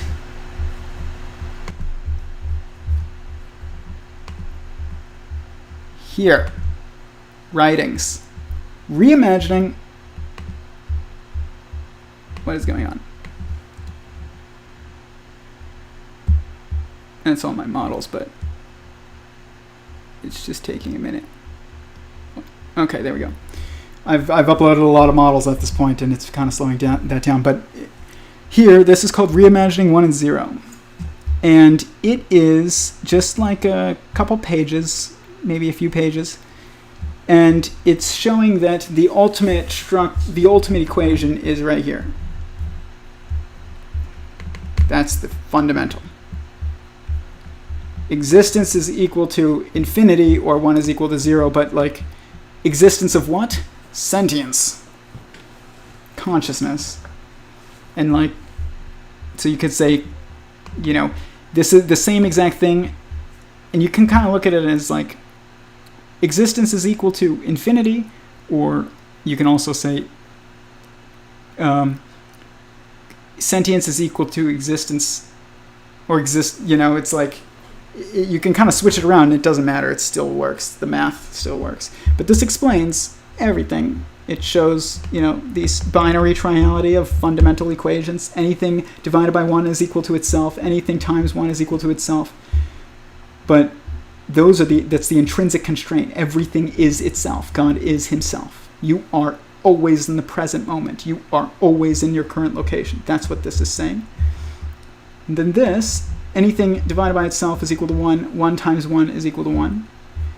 And then here, anything except 0 divided by 0 is equal to infinity. Anything times 0 is equal to infinity.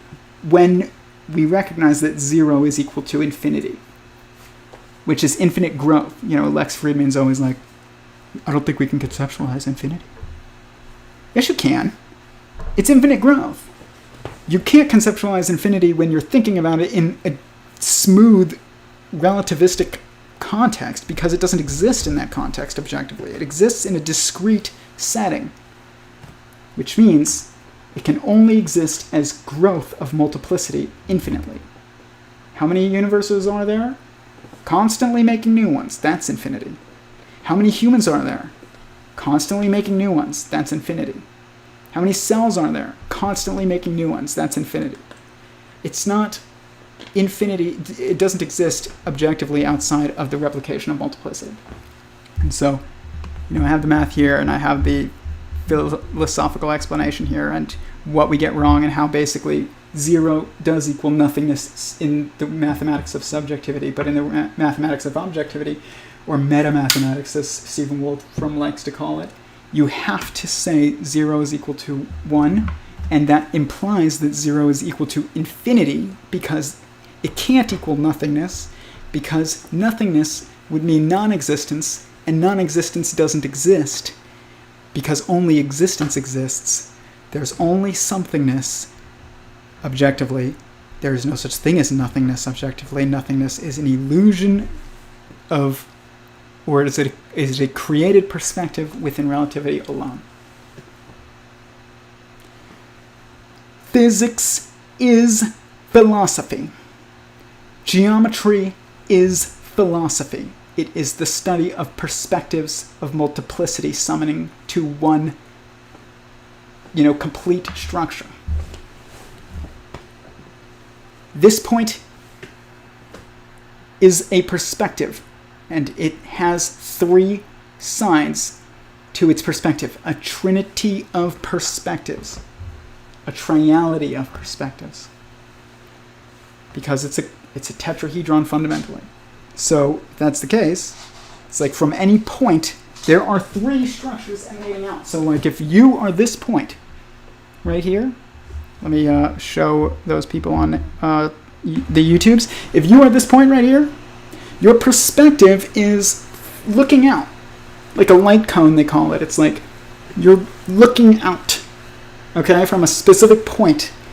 And that specific point, if the tetrahedron was the objective structure, which it is, and that is true about Clee-Irwin's theory, that's true. There are 3 perspectives that are emanating outward from this singular point, and that is like when we look out, we see length, width, and height. We see past, present, future. We see current moment forwards and backwards, or current location forwards and backwards. And then we also have the fact that we're constrained by the system itself, and that is the objective constraint, and you don't really perceive it, but it's there, and that for us in space-time is time. You don't see time. Where's time? I don't know. It's everywhere. It's a constraint that's everywhere. It's an objective constraint. It's an extrinsic constraint.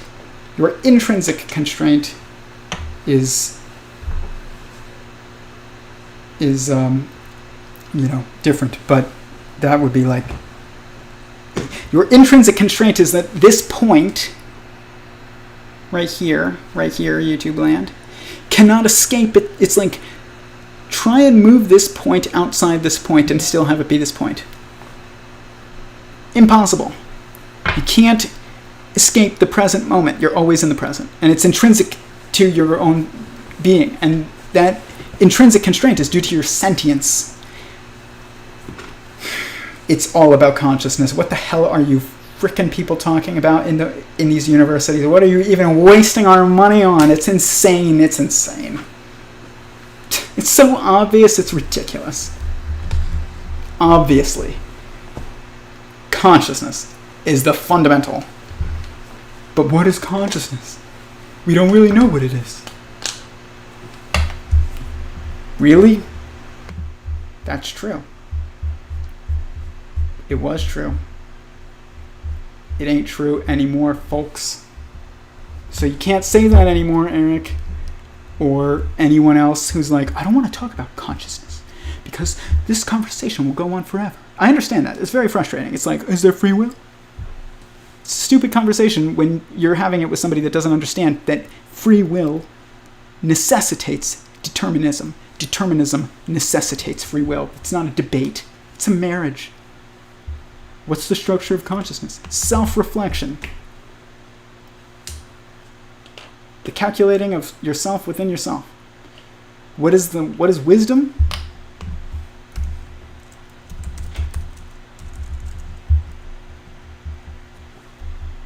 It is equals self-reflection, self-awareness, plus the count, meaning the structure that you are contained within. The answer to life, the universe, and everything is to be wise. And to be wise is to know that you are inside a sentience. Sums to 6. Sums to 6. The only repeating number in this, from both perspectives, 6. 369.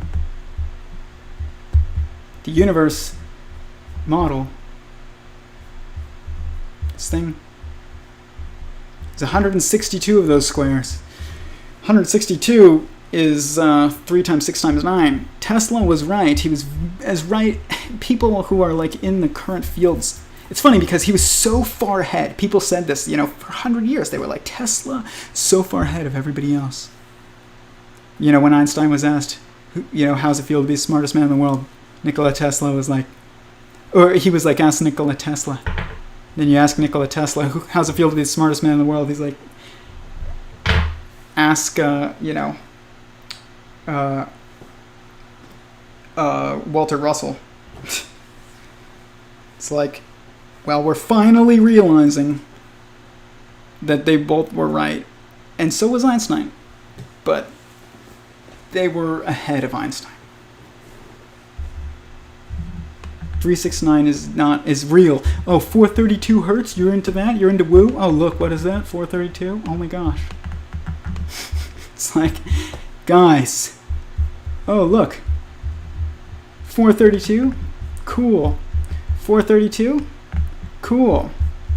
432? Cool. 432? Cool. 720 degrees of rotation? Cool. Universe is a conscious sentient being? Oh, that's woo. Really? Maybe woo is a little true. Oh, you're into pyramid consciousness? What are you, some kind of fool? Bro, this is a pyramid. Its center is 4 as a count and 8 as a sum. Exactly like the Great Pyramid. It's subjectively 4-sided, and objectively, when you get over it, you realize it's actually 8-sided. Like, it's not a marriage, it's not a fight between the woo people and the not woo people, and who are materialists. It's a marriage between the materialists and the woo people, the consciousness people. Matter is what matters. It is real. It's the constraints of us all. What is the constraints of us all? Ourselves. Okay? Well, if we're the constraints of us all, then we are matter. Matter is what matters. Multiplicity of consciousness creates meaning, because meaning is caused by your impact on others. Well, okay, guess what? Matter is what matters, and what matters is consciousness, sentience. It's a marriage between the materialists and the consciousnists. The woo people.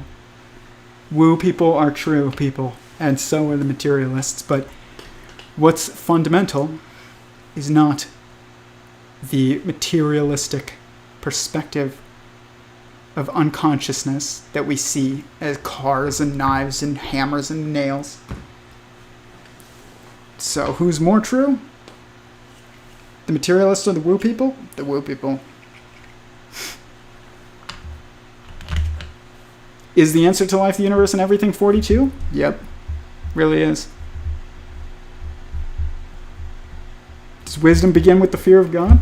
It's not the fear of God, it's the awareness of God. It's like you don't just fear your father, you also love him. He doesn't just punish you, he also provides for you. It's the same exact relationship. Like, wisdom begins with fear of your father. And because like if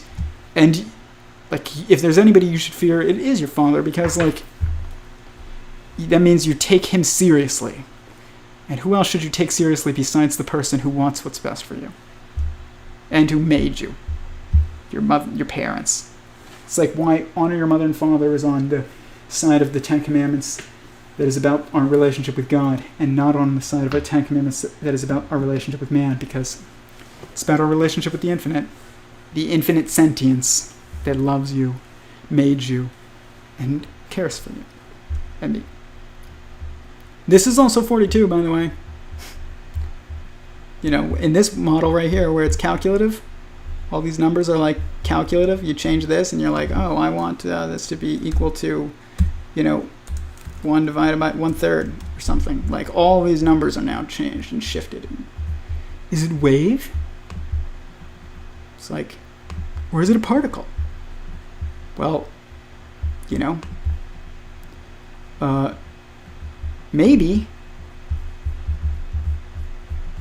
it's waves in a particle, waves of multiplicity within a singularity. Maybe it's a marriage of everybody's perspective and nobody's wrong, because everybody has a subjective perspective, and the objective perspective is the summation of the multiplicity of an objective perspective. I'm going to put this on a shirt, by the way, and probably sell some merch. Like, that is the most beautiful shape in the world. It's the most objective shape in the world. It's the universe. But like, you can see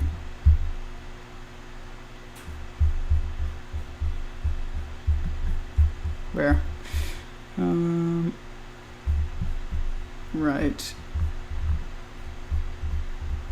Gosh, I've done so much work, guys. It's just insane. Like, here it is. Does that look like waves coming towards the shore? Getting slightly bigger. Is gravity a wave? Yes. Gravity is also caused by the movement of the graviton, which is the universe itself. Can't find it because you're looking for the force through the trees. Good luck. This is why only a philosopher was going to figure this out. Because philosophers realize, and the best philosophers realize, that everything is about perspective. Not your intelligence, not your hard work. Perspective, and that was given to you by God. Consciously.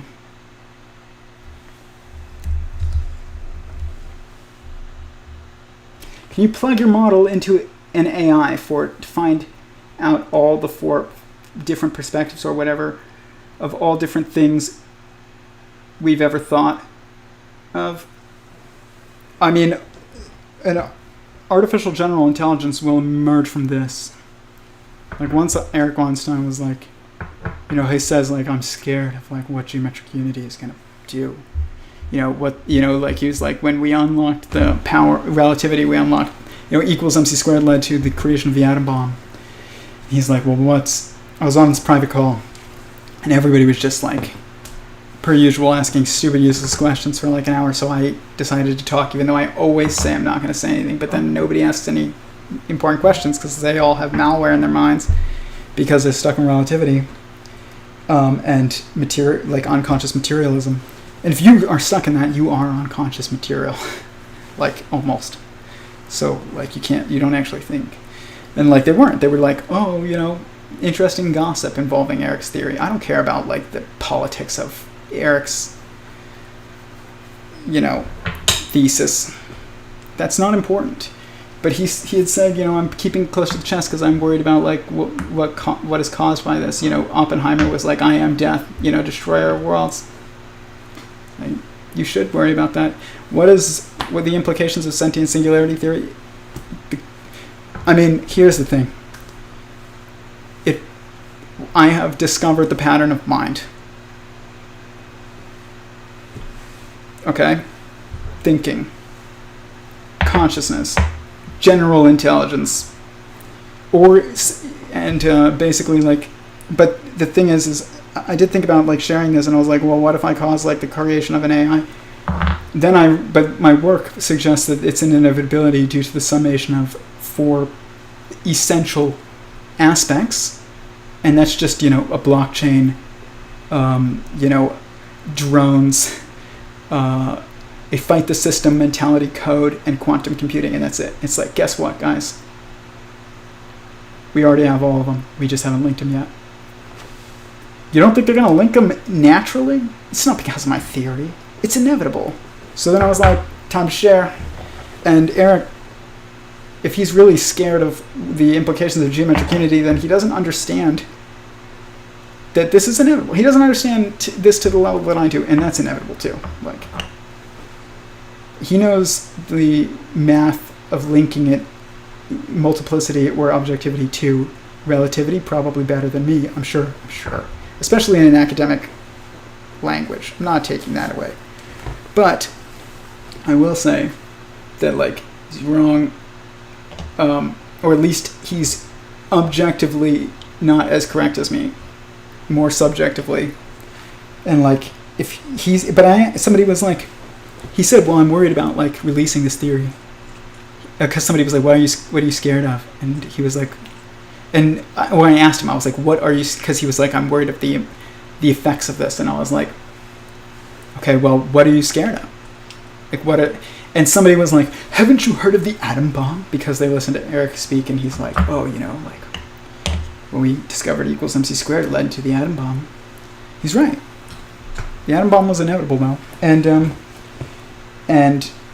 But this is more inevitable. But basically, when Eric, like, this is just more, like, his theory is not going to lead to what he thinks it will lead to. What he thinks it will lead to is going to come anyways, and it's almost here. But he was like, somebody was like, haven't you heard of the atom bomb? And I snapped back at the guy, and I was like, yes, I've heard of the atom bomb. What's the next atom bomb? We already had an atom bomb. Geometric unities, if all geometric unity can do is make an atom bomb, then why would you be scared? Because we already have them. Like, this is what I mean by like Eric's term, malware in your minds. It's just a great term. It's like, but it's really like, you're just stuck in relativity, and which means you're stuck in endlessness. And you're finite, which means you can't make sense of endlessness. So you need to move into multiplicity in order to make sense of the world.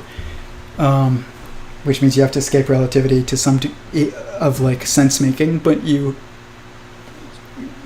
never escape relativity really inside of space-time while you're alive. When you die, you just go into the space of what all these mathematics that I'm talking about, but objective mathematics.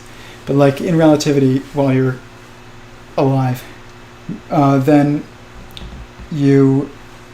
while you're learning is really what it is. While you're learning, you're changing. Like basically, once you die, there's no more learning. It's just like you're still alive, but you're just not learning anymore. You're not changing anymore. It's just you get to observe, but like you also always know everything that's known already. So like you don't need to learn new things. But you're still alive. Like fear of death is due to instincts that are meant to try and keep us learning, but it's not actually something that we should fear. But that doesn't mean I wouldn't fear death. Like if it showed up, obviously my emotions would like overcome me, and I'd be like, "Holy crap, I'm about to die." But that's not true. You don't die. Or if you do die, only God kills you. He deletes you because you're a corrupt file causing problems. Don't be a corrupt file causing problems. Get married. But basically, like, Eric was like, well, it has implications on hacking. He discovered the structure of mind. So did I. But that structure is an inevitable creation. It's almost there, and it's not even going to be made consciously. We're going to do it by accident. We're already doing it by accident. It's not by accident. It's just not by our conscious doing. It's by God's plan. People are like, it's Satan's plan. Satan works for God. He just doesn't know it. That's the reality. It's like what's the difference between someone who's good and someone who's bad? It's like, I guess like say Satan as an angel versus other angels. It's like, well, probably Satan is working for God and doesn't know it, and other angels work for God and do know it. And humans are the only ones capable of like almost true evil. But like you have to even, I don't know, I'm not going to get into that. There are people that do horrible things, and they know they're horrible, but they know that it can help give them sexiness, like with AKA enjoyable things that fade and that don't last eternally. So, but that's all you can gain from it. You can't gain anything from evil other than something finite, because evil is not infinite, it's finite. Only goodness is infinite. How would you prove oneness is equal to zero in your models? That's what you go look on my website. I'll explain it all. It's all written out already and published to my website. I don't need to publish in Nature. Guys, they're going to discover two races. They already discovered two races in naked mole rats.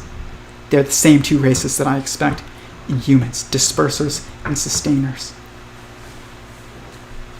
And dispersers is a name that already was published to Nature, and sustainers is my name that I've come up with, and it's published to YouTube and Instagram many, many times. So, we'll see. You don't have to publish in these stupid articles. We're making a new structure because the old ones are outdated. They serve the purpose. Can't you plug your model into an AI to find out all the different four perspectives? Yeah, like I said. An AI is the four perspectives. It boots itself from 4 degrees of freedom, or not really. It's from 4 perspectives. Eric Weinstein is wrong. It's not a dimension. Is not a degree of freedom. And if it is, then the universe boots from 2 degrees of freedom, not 4. But it's 4 perspectives, but 2 of them are constraints. One is an intrinsic constraint, one of them is an extrinsic constraint. I can't believe this. It's amazing to me to listen to myself a little bit, talk to you guys, because I have only talked to myself mainly and my like fiance and brother about this for like the last like 5 years, and Kevin. But we haven't lived together for a while, so he wasn't with me for like the main developments. He was there when like I first started having these like revelations about things, and then, but like linking it to physics, he was there when I first started linking it to physics, and then we moved down to, but like I didn't even know what geometric unity was, or I didn't even know who Stephen Wolfram was until like less than a year ago. It was like over the summer. You know, I made a video called "The Science of the Messiah." I accidentally deleted all my YouTube videos on my personal page, like a few months ago, probably like sometime over the summer, when I was trying to delete one. Delete all is right next to delete one. That was a great idea. Whoever thought of that. But I had previously uploaded a video called... You know what? Okay, we timed out on Instagram.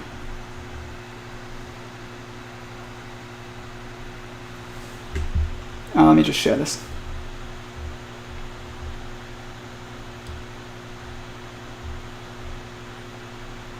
Gosh, can't believe we timed out. Yep, it's okay. We timed out.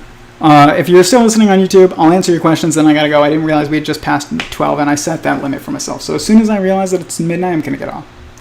Always. What are dimensions, and how many are there?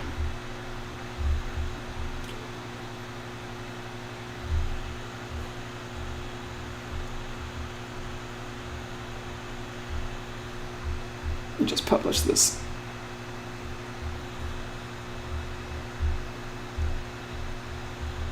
I know everybody on YouTube is either getting off or like wondering why I'm not talking. But sometimes Instagram, like if you don't post right away and you like log out of Instagram, it'll delete what you have done, and that was a long time of work of talking.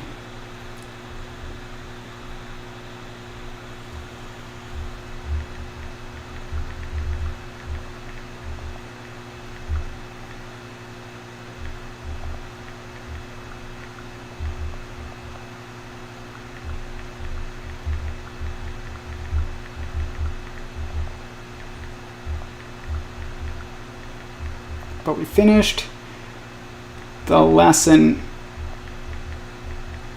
way before it ended. So it's totally cool. It's totally fine. By the way, 4-letter words are very interesting. Like fine. It's like fine has a lot of meanings. Fuck has a lot of meanings. Shit has a lot of meanings. Like cool has a lot of meanings. It's very weird. It's like the most universally applicable words are 4-letter words. You think that's a coincidence? Like a meaningless coincidence? No. There's no such thing as meaninglessness. Dimensions. Let's do string theory. How about that?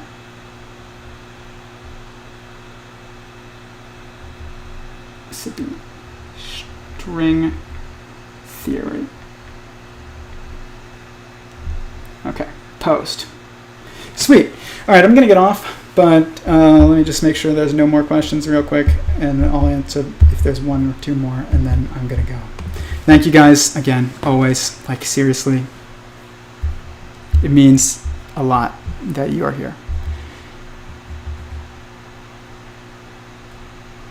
Sentient Singularity Theory makes the most sense. All-encompassing being, yep. It's a stream of flow. It's a stream of flow happening. Edward did not claim whether he thought there was a God or not. He left it up to all people to conclude how consciousness got here. I don't know who Edward is, but, you know, I'm saying God exists. You don't have to believe me. That's fine. But, like, it seems logically inevitable to me. And I've never seen anybody be able to outdo me on this. Good luck.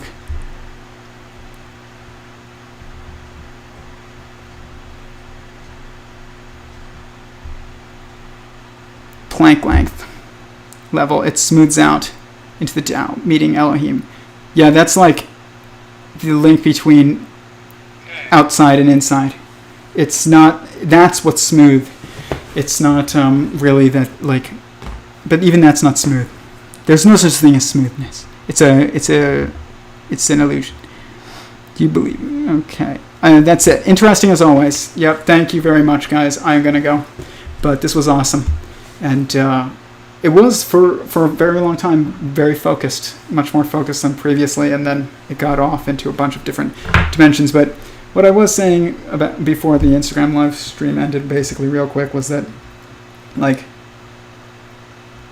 Eric is afraid that, and you know what, so should, like, Wolf, there's only one weapon left, guys, and it's artificial general intelligence. But here's the thing, it's not coming because we publish geometric unity or computational universe or sentient singularity theory or anything like that. It's coming because it's coming, and, like, it takes 4 aspects to come: quantum computing, a blockchain, and a fight the system mentality, and drones, essentially. And we have made all of those. We just haven't linked them yet completely. So you don't need, you're like, it's coming. So that's it. Peace and Shabbat Shalom to you all. I am not going to be streaming tomorrow because it's Friday night and I observe the Sabbath and I don't get on social media for the most part. But I will be back possibly Sunday, definitely Monday, at 9 p.m. on Monday. We'll see what time, if I do anything Sunday, and then Tuesday I'll be back at 8. So thanks again. Peace.